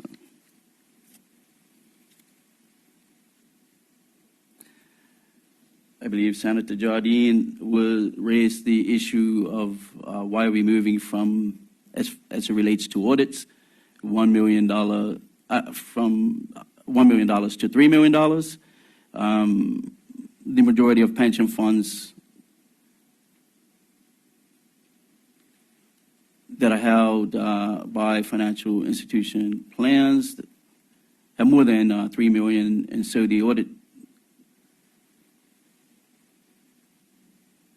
So there's the majority of those in existence will be captured and will be required to provide audited statements.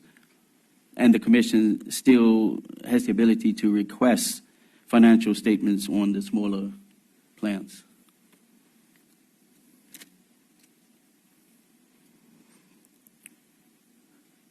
There was a question around the industry reaction to the fee increases. I'm made to understand that the initial proposed regulatory fees were much higher, and as a result of consultation and compromise, we have the fees that we see included in the bill today. So as a result of that,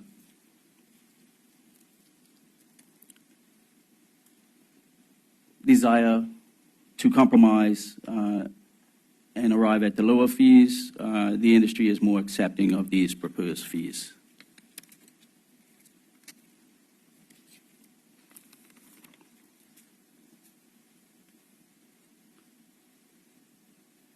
The changing in the wording on the definition of actuary will allow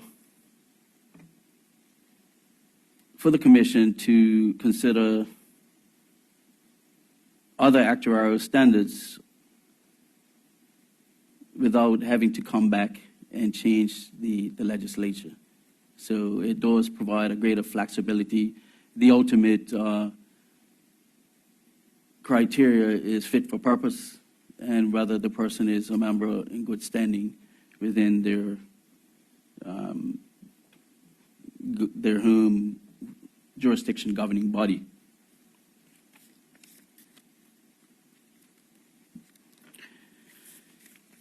Senator Jardine had a host of questions and concerns. I hope I've answered the main ones. The technical officers have provided an undertaking that they will provide more complete responses to all of your questions. Senator Jardine. Sorry, Madam President, just a point of clarification. There were two questions specifically that, and again, I don't expect an answer today, but perhaps if they are going to respond more fully. One is, I mentioned the concern about a cash basis of accounting as opposed to full accrual. And my concern there was making sure that employers are remitting all of the pension contributions, which would show up if they were preparing accounts on a full accrual basis, because those receivables, those amounts not payable, would show up in the fund. That's pretty key. And the last was the question as to why British and American had been taken from the definition of actuaries and just Canadians. I just wondered why. Yeah. Okay. Thank you very much, Madam President. Thank you, Senator Campbell. Madam President, I thought I had answered the second concern expressed in that the change in the definition and the removal of those and the wording substituted will allow them to be still considered, but also a broader number of jurisdictions without coming back and changing the legislation. Can I just consult on the other point, Yes, Madam you President? certainly can.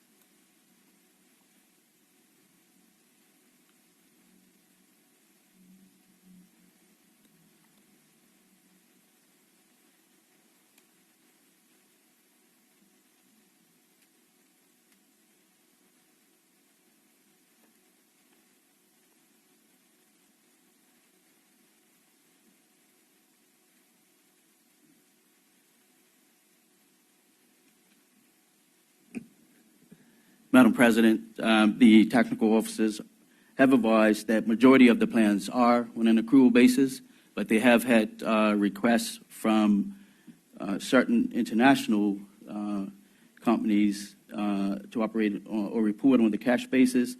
The Commission has no issue with these companies to date, and the Commission reserves the right to require them to report on an accrual basis should they have some concerns with the plan.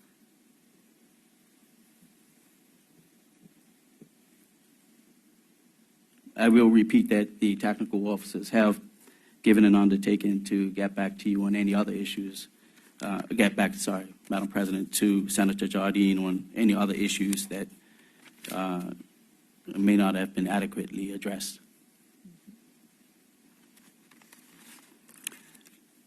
So with that, Madam President, I move that the bill entitled the National Pension Scheme, Occupational Pensions Amendment Act 2019 be now read a second time. Is there any objection to that motion? No objection. Carry on, Senator Campbell. Madam President, I move that the Standing Order 26 be suspended in respect of this bill. Is there any objection to that motion? No objection. Carry on. Madam President, I move that the bill entitled the National Pension Scheme Occupational Pensions Amendment Act 2019 be now read a third time. Is there any objection to the third reading? No objection. Madam President, I move that the bill do now pass. It has been moved that the bill entitled the National Pension Scheme Occupational Pensions Amendment Act 2019 do now pass. Is there any objection to that motion? No objection. The bill is passed. Thank you, Senator Campbell. Thank you, Madam President. Give you a few minutes to get ready for your next bill, which is the second reading of the Internal Audit Amendment Act 2019.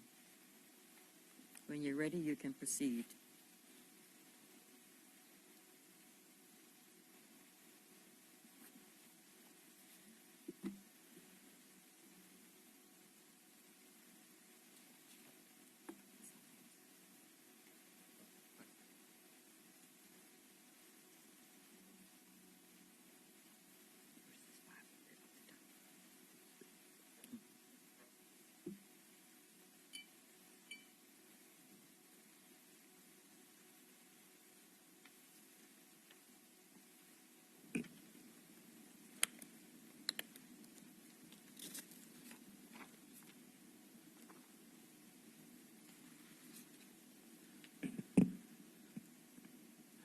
Madam President, I move that the bill entitled Internal Audit Amendment Act 2019 be now read a second time. Is there any objection to that motion? No objection. Carry on, Senator Campbell. Thank you, Madam President. Madam President, the Internal Audit Act 2010 provides for the establishment of the Internal Audit Department to conduct independent and objective assessment of the stewardship and performance of government policies, programs, and operations. Madam President, as the department is charged with exercising and performing its functions under the Act in accordance with established standards and procedures for the conduct of internal audit activities, this amendment seeks to bring the Act up to date in accordance with those standards by clearly defining the professional internal auditing standards. Madam President, in addition, the Act has established an internal audit committee, which is the governing body of the department. This amendment seeks to provide for the external members of the committee who is or are qualified accountants or auditors to be appointed to serve a term of up to a maximum of 3 years rather than the maximum 2 years currently, to allow for a longer period of continuity in the committee and to be compensated at the same rate as chairpersons of other government boards or committees as per the Government Authorities Fees Act 1971. Madam President, this amendment seeks to bring the Act in line with the professional internal audit standards, which require the department to undergo an external quality assessment review every 5 years rather than every 3 years, as is the current requirement. The objective of the external quality assessment is to determine the level of conformance of the department with the standards and code of ethics of the Institute of Internal Auditors. Madam President, with your indulgence, I'd like to look at the key clauses of this bill. You certainly may. Carry on. Thank you, Madam President. Madam President, Clause 2 amends Section 2 of the Principal Act to insert a definition of professional standards, which is defined as the prevailing standards and code of ethics of the Institute of Internal Auditors, or the IIA. Clause 3 amends Section 4 of the Principal Act to require the Internal Audit Department's procedures for the conduct of internal audit activities to be in accordance with the professional standards. Clause 4 amends Section 15 of the Principal Act. Subsection 2 currently provides that a person appointed under subsection 1C or 1D shall be appointed for a term of 1 year and is eligible for reappointment for a further term of 1 year. Clause B inserts subsection 2A, which provides that a person appointed under subsection 1D is to be appointed for a term of 2 years and is eligible for reappointment for a further term of 1 year. Clause 4C amends subsection 4 to provide that a person appointed under subsection 1D is to be paid in accordance with the Government Authority Fees Act 1971 as if he were a chairman or equivalent, which is currently $100 per meeting. Clause 5 amends Section 23(1) of the Principal Act to require the review of the Internal Audit Department to be conducted at least once every 5 years rather than every 3 years, which is the current requirement.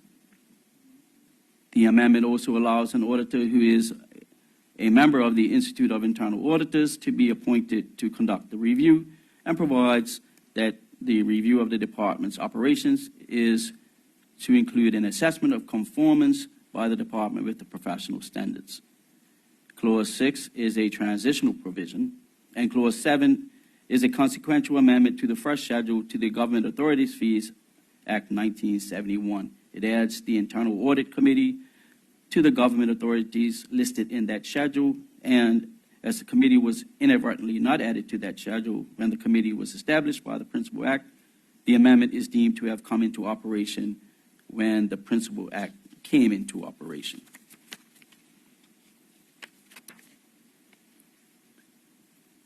Madam President, with those introductory remarks, I now pause to allow other senators to speak on this bill. Thank you, Madam President. Thank you, Senator Campbell. Will any senator care to speak on this bill?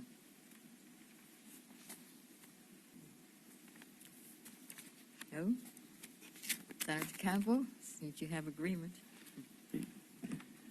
Thank you, Madam President. I'd like to thank my fellow senators for their support of this bill.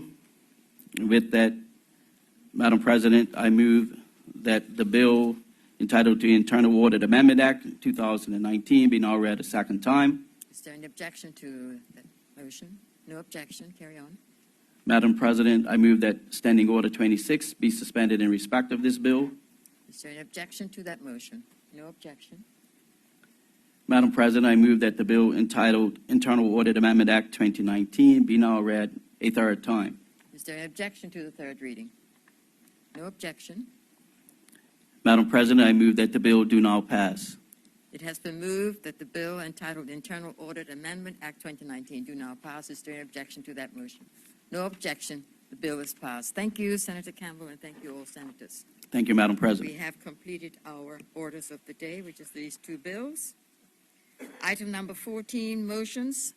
There are none. Item number 15, congratulatory and or obituary speeches. Would any senator care to speak?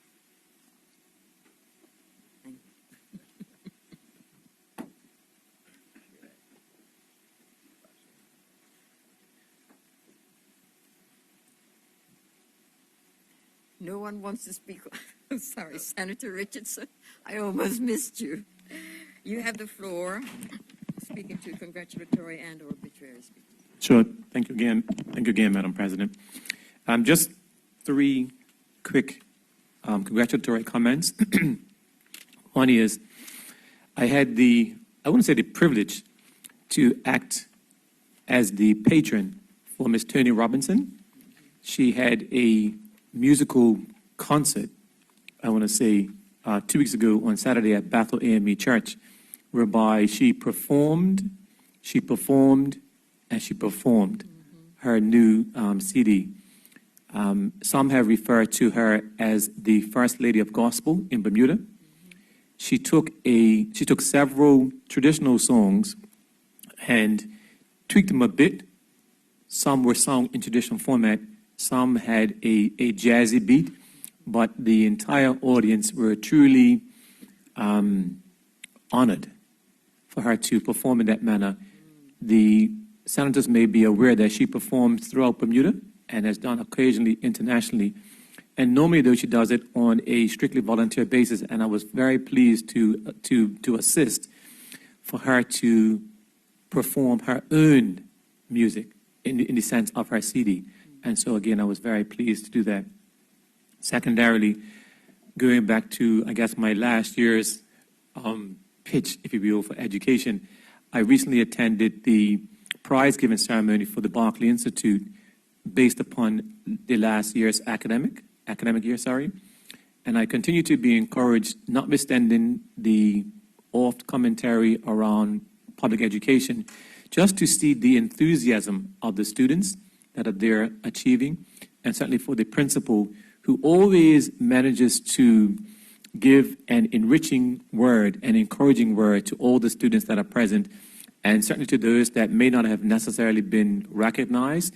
Ms. Douglas, always is able to, for me, definitely provide that enriching atmosphere so that those that are present, number one, understand what it means to achieve, but more importantly, they are encouraged to do as best that they can. And the keynote speaker, by the way, was former MP Mark Bean, who encouraged them to always listen to that inner, small, still voice, which in his perspective is always the right voice. And so when the loud voice is telling you to go and do whatever feels good, that's not necessarily the voice to listen to. Do the one that you know is going to be correct. And the third congratulatory comment is for Bishop Vernon Lamb and his wife, Elder Ruth Ann Lamb, who will, on Friday, actually having a banquet to celebrate his 54th year of Christian service as a Christian minister, and also in anticipation of his 80th birthday, which would be on December 26th of this year. And because he's been serving for such a long period of time, and his affiliation with 3 local churches, we have, when I say we, because I'm part of the organizing committee, we have had a celebration at Angle Street Church of God. Just 2 weeks ago, there was the Psalmview Church of God on Sunday past, and there's going to be 2 services actually on Sunday coming at the Fresh Church of God down at North Shore. And in the community, Bishop Liam has served tremendously on many, many government boards. I think one of the most notable was that he was the chairperson of the Bermuda Independence Commission many, many years ago now, under former Premier Alex Scott.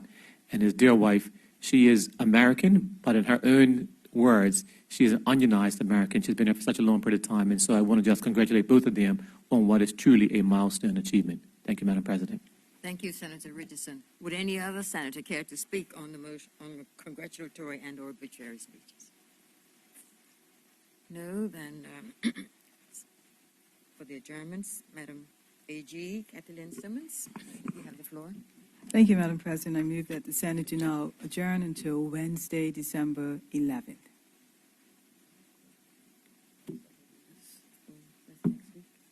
Would any senator care to speak on the motion to adjourn? Senator Kemp? Thank you, Madam President.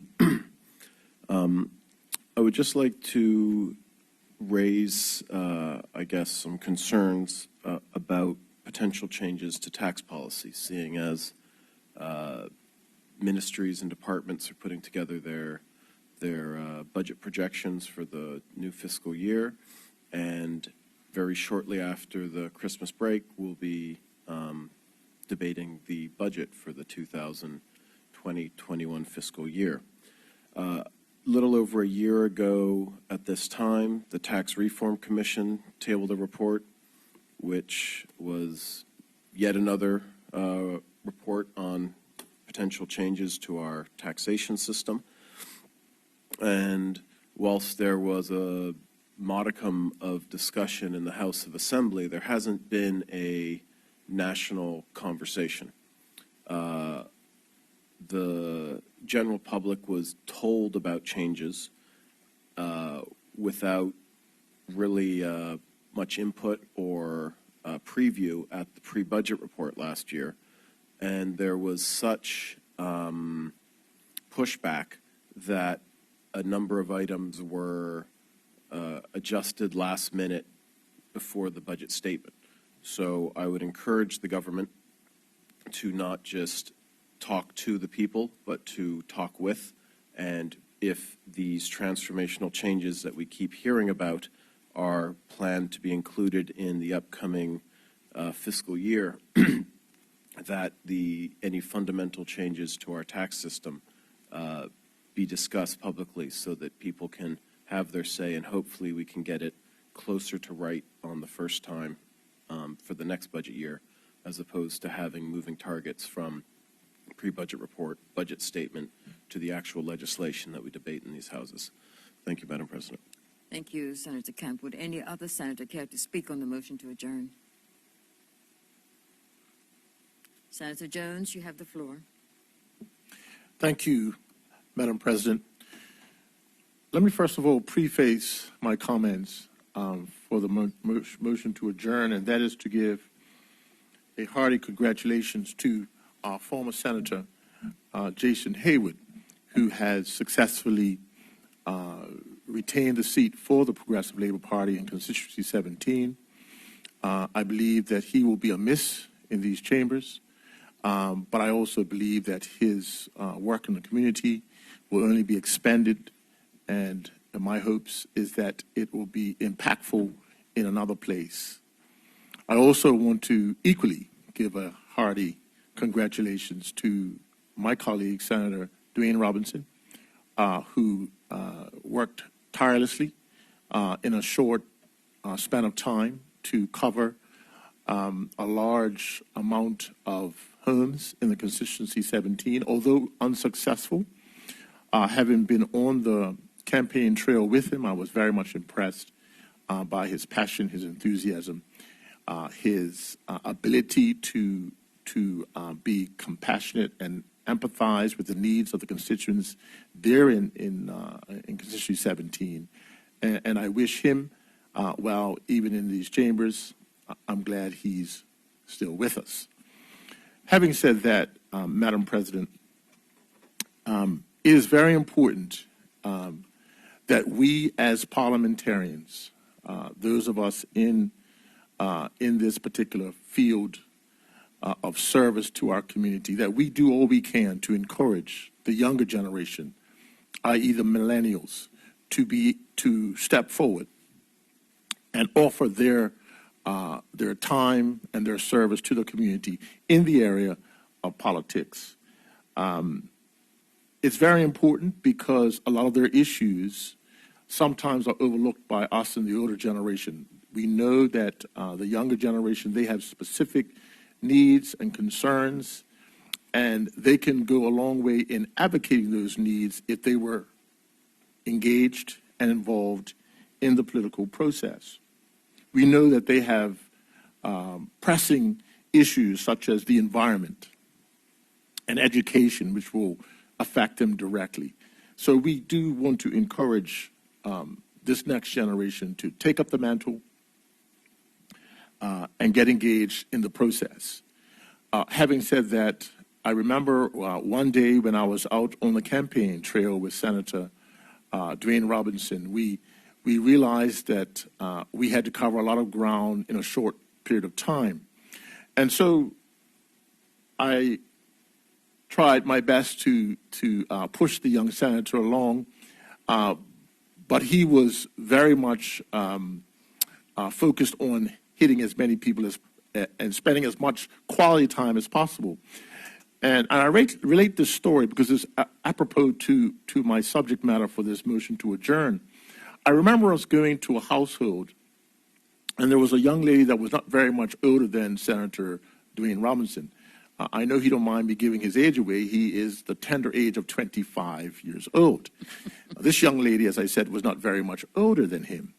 And when we went to talk to her, she quickly told us that she's not interested in politics. She's not going to get involved. And she gave us the impression that she was nowhere interested. Well, in my mind, I was going to try and push Senator Robinson along so we can move to the next house. Senator Robinson would have nothing of it. He stayed patiently and tried to persuade this young lady to change her mind and to be involved in the electoral process, her democratic right. He went through great pains to try and convince this young lady that she will be doing the best for her future and the future generations coming behind her if she practiced that the democratic process of voting. I thought I saw a glimmer of light hit her, but I was not convinced.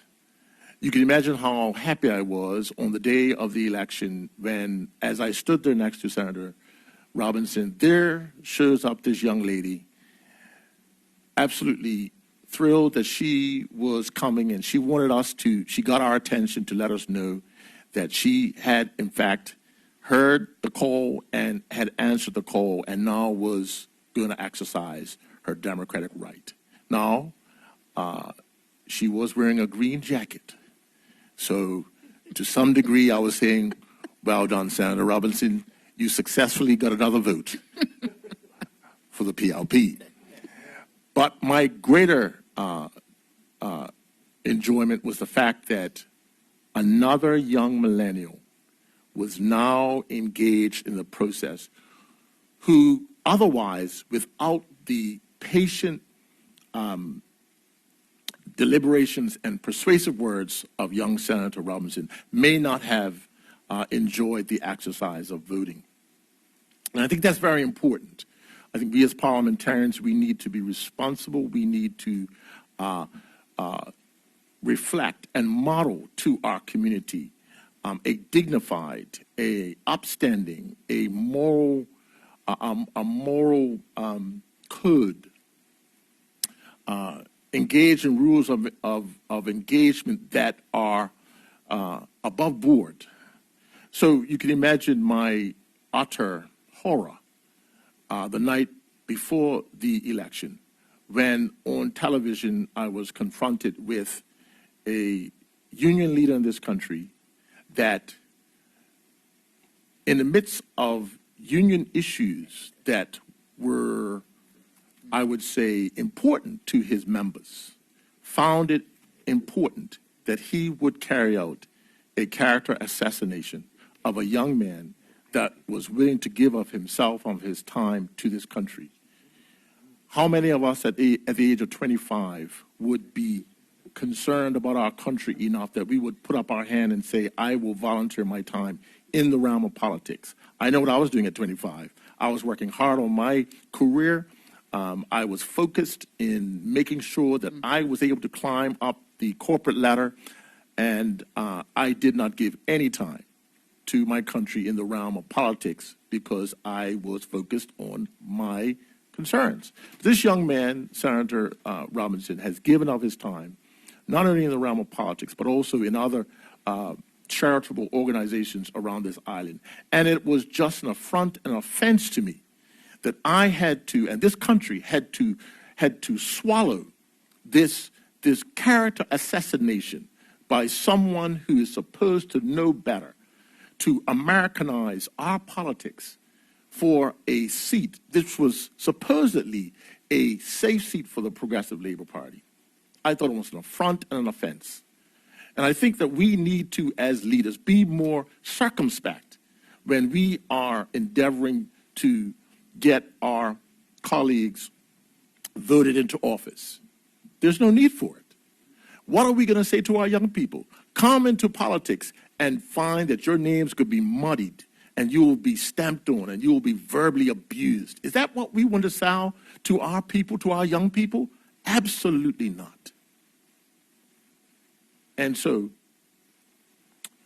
I believe, Madam President, that we as responsible parliamentarians, even those that are outside of these chambers, that are involved in the political process, we need to be far more responsible. Now, I will add this. It was brought to my attention that Jason Hayward, now JP and MP, he was not a part of this. He expressed his regret that this assassination, I'm going to call it that was made the night before was not of his doing, and he was not for it. And so I know Jason Hayward to be a man of integrity, and I believe him. And I'm glad that he made that statement of regret that happened. But let that be a lesson, and let that be a clarion call to all of us that hold positions of leadership in this country, that we need to do all we can to encourage our young people to get involved in the process, not have them be intimidated and bullied into not wanting to be a part of this, when we need the next generation to be engaged, to be involved in our political process. Thank you, Madam President. Thank you, Senator Jones. Would any other senator care to speak on the motion to adjourn? Senator Campbell, you have the floor. Thank you, Madam President. Madam President, as a young 11-year-old, I walked through these gates on St. John's Road that led to the school known as Auditors Grammar. It's not a school that I particularly wanted to go. I wanted to go to Berkeley. That's where my friends went. Didn't know anyone that went to Auditors. I entered those gates with the training provided to me by my mother and the teachers of the Bishop Spencer Primary School. What I found at that time was, or I started to realize, I would say, because at 11, you're interested in playing more than anything, a sport or whatever. I believe that's where I first came into contact or was exposed to this erroneous concept that one race was better than another. I wasn't raised that way, so I didn't encounter it at home.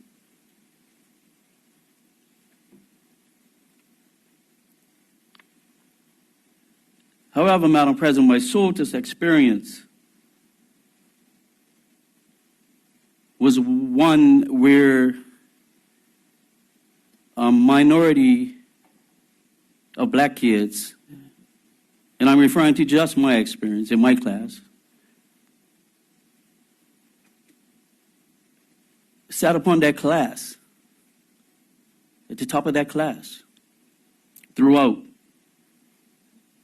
just about the 6 years that I was there.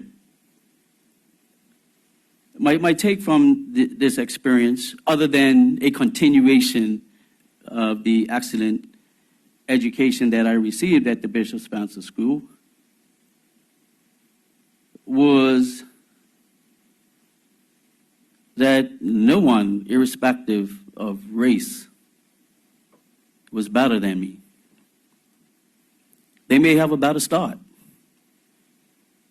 but they're not better than me. They may start the 100-yard dash from the 50-yard line, but I will still finish that 100-yard dash. No one race has been gifted, Madam President, with a monopoly on intelligence and common sense. No one race has been gifted with a monopoly on business and financial acumen. However, in the Bermuda of 2019, when you look at the composition of senior executive positions relative to the composition or breakdown of the population as a whole in regards to race, Madam President, when you listen to the concerns of Bermudians who are unable to secure employment at all or unable to secure full employment, and we've heard some of those concerns expressed here today by senators. When you look at this group who are employed or underemployed, and you look at their racial composition, you will see the majority of these individuals fall within one particular race.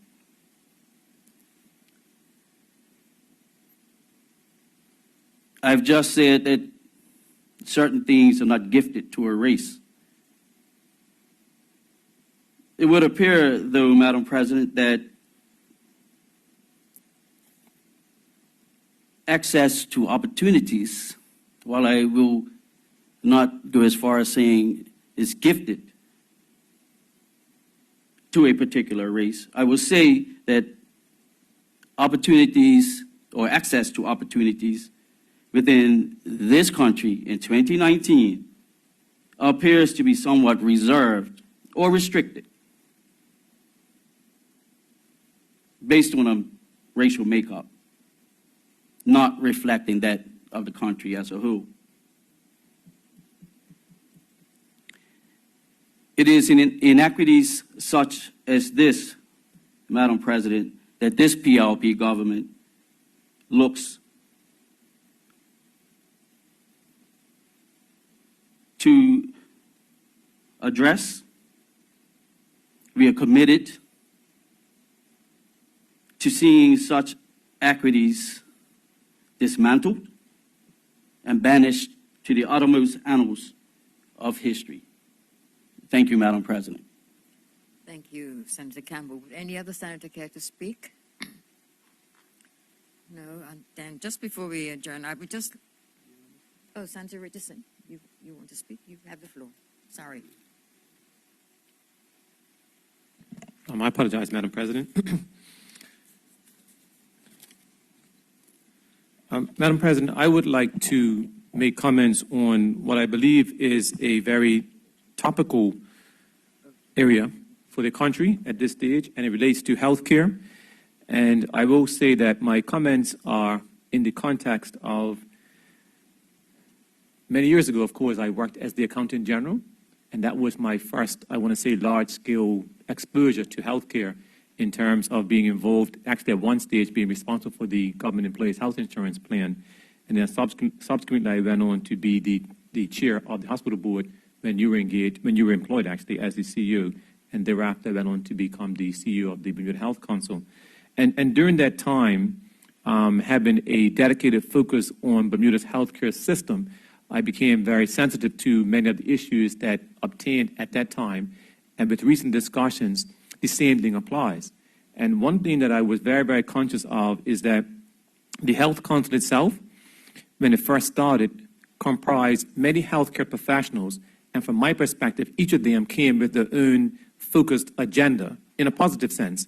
And it was interesting to see how the council itself then evolved, because if I happen to be, for example, an internist, and you happen to be a podiatrist, for example, that we had our own interests and we rigorously defended what we wanted in that regard. And so I always found it an interesting challenge to try to harmonize the various interests into what was the greater good for Bermuda. And now we're at a stage whereby the country is much more focused on what's going to happen with the government's proposal to effectively change the current healthcare model. And so in that regard, I remain mindful of the sensitivity in terms of cost, but the reality is that Bermuda's healthcare costs continue to escalate at a rate that is not sustainable. And what the government has now done is said we are going to now put in place a significant change to doing that. And with all of the recent commentary, Minister Kim Wilson has been very firm in the sense that the consultation process is ongoing. But as I said earlier, sometimes what happens is when there is a significant issue being discussed, we sometimes get caught up in the sound bites, and as individuals, we forget to make sure that we understand and are fully engaged in the overall process. And to that regard, I want to encourage us as legislators, but also as members of the public, to remain engaged and to attend as much as possible some of the public forums, and then to engage or to avail ourselves of all of the information that is being provided by both sides, to be honest, because clearly neither side is going to always have all of the information, and we need to make sure, that we are properly informed. And so Again, attend as many forums as possible. But what currently exists is the standard health benefit, which you will be aware of, basically defines a subset of services that will be provided that have then been priced by an actuary to ensure that those costs are covered. And in a previous debate, we talked about the fact that based upon the numbers I have been provided with, the total amount of money that is actually raised for the standard health benefit across all insurance across all insurers, those provide enough money for all of those persons that are requiring the standard health benefit. What government is now doing, though, is going to change how those funds are actually allocated, because in the past, what happened is that the total amount that was raised was actually more than necessary and was therefore used to offset some of the supplemental benefits. And I know that this is somewhat technical, and what I did on my own regard is I went and talked to one of the insurers to make sure that what I was saying was correct and what I had in front of me was correct. And so that's why I'm confident in what I'm saying now, that the total amount of funds that are raised for the standard health benefit are sufficient to cover those costs.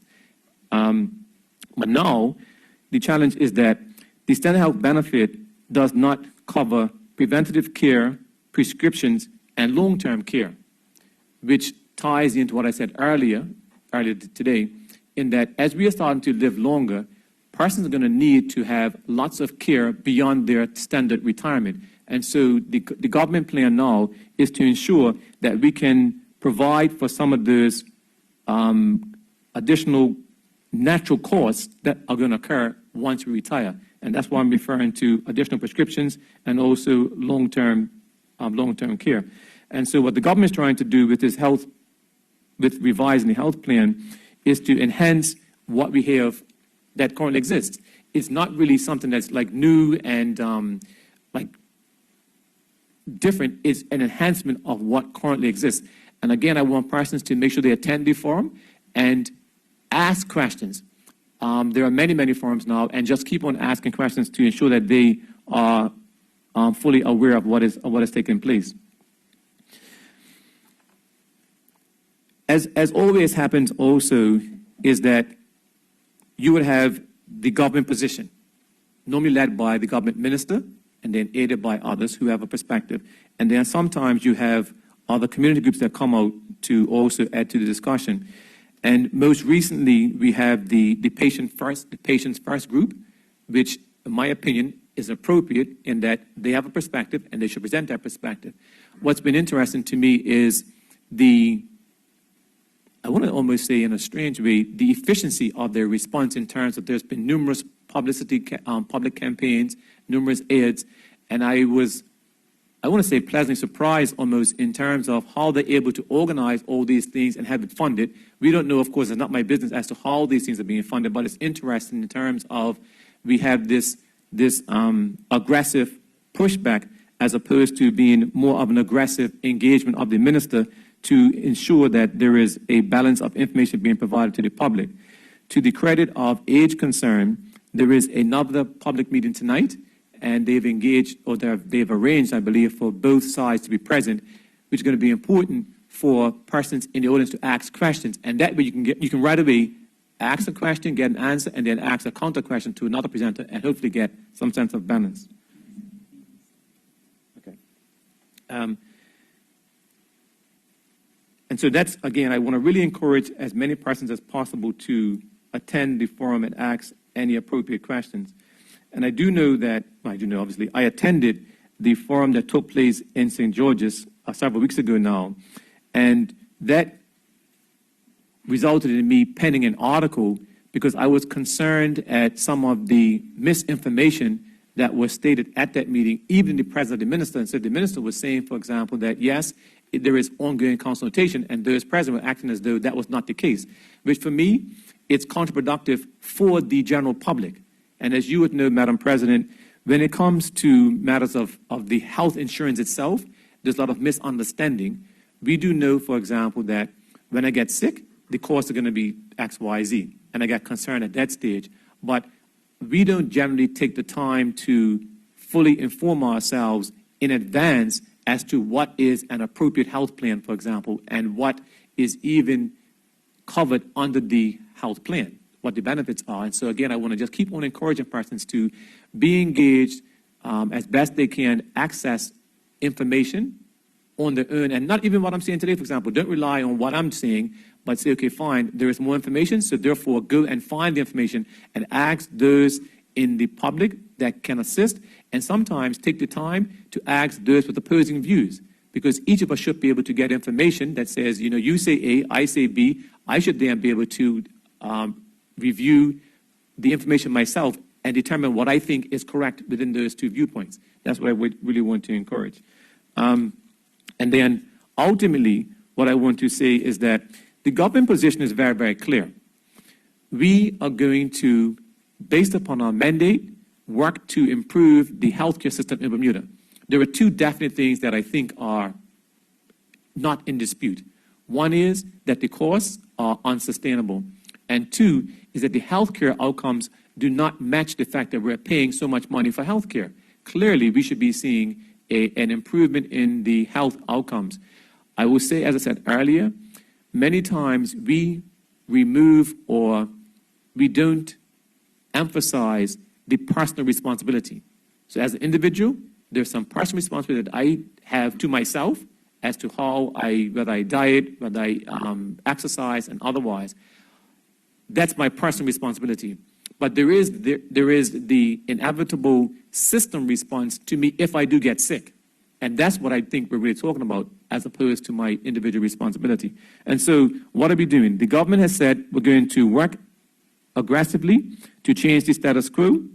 We're going to work to implement a better healthcare system that will ensure that my pre-existing conditions don't preclude me from having health insurance. I said it earlier that as we get to a stage of persons retiring, they're going to need certain support systems. You may be aware that if you retire, or after you've retired, and you go to obtain health insurance, the price point is virtually impossible for the average person. That has to be addressed. In addition to that, from a systemic point of view, it's now a matter of, as a younger person, if you have older parents, you have to somehow find a way to take care of them, which goes back to the cost of elder care. The quoted prices for elder care now range from $5,000 to as high as $10,000. That is not sustainable for the average person, for sure. The average person cannot afford to have a parent in senior care or elder care at $5,000 or $6,000 a month. And so this is what we're trying to do now. We're trying to ensure that the health system is properly adjusted to ensure that more persons can benefit, and certainly that those that are currently outside of the healthcare system will have health care. That is critical for any population. And ultimately, it's to ensure that we have enhanced preventative care, and also at an individual level to ensure that the existing co-pays are managed. Again, Madam President, you will be aware that if you go to a doctor, certain fees might be prescribed, but the doctor can charge more than that, and then it's just a matter of you have to pay the copay. But even that sometimes is causing persons to make a different decision as to should they engage in the health system or not, based upon even the copay. And so these are some of the issues that are intended to be addressed. And I emphasize one more time that that is what Minister Wilson, as the Minister of Health, is advocating and trying to ensure that persons do understand that although the government has decided on the unified system, the actual health package, the actual benefits have not yet been decided, and that is where we have the ongoing consultation, and everybody is encouraged to continue to engage in the consultation process and not be put off by any individual consumer group, let's call it, or health profession advocacy group, because we may be inadvertently swayed. Let's just remain engaged until that process ends. Thank you, Madam President. Thank you, Senator Richardson. I would just like to acknowledge the presence of the Minister with that portfolio, MP Jamal Simmons, who's in the gallery. Welcome to you, sir. Would any other senator care to speak on the motion to adjourn? No, then I would just like to acknowledge, on behalf of the entire Senate body, the comments that have been made by Senator Jones in congratulating Jason Hayward in his appointment as, or his election as an MP, and also Dwayne Robinson's return to the Senate. On behalf of all senators here, we'd just like to thank you and welcome you back. With that said, the Senate is now adjourned to next week, Wednesday, the 11th of December. Thank you.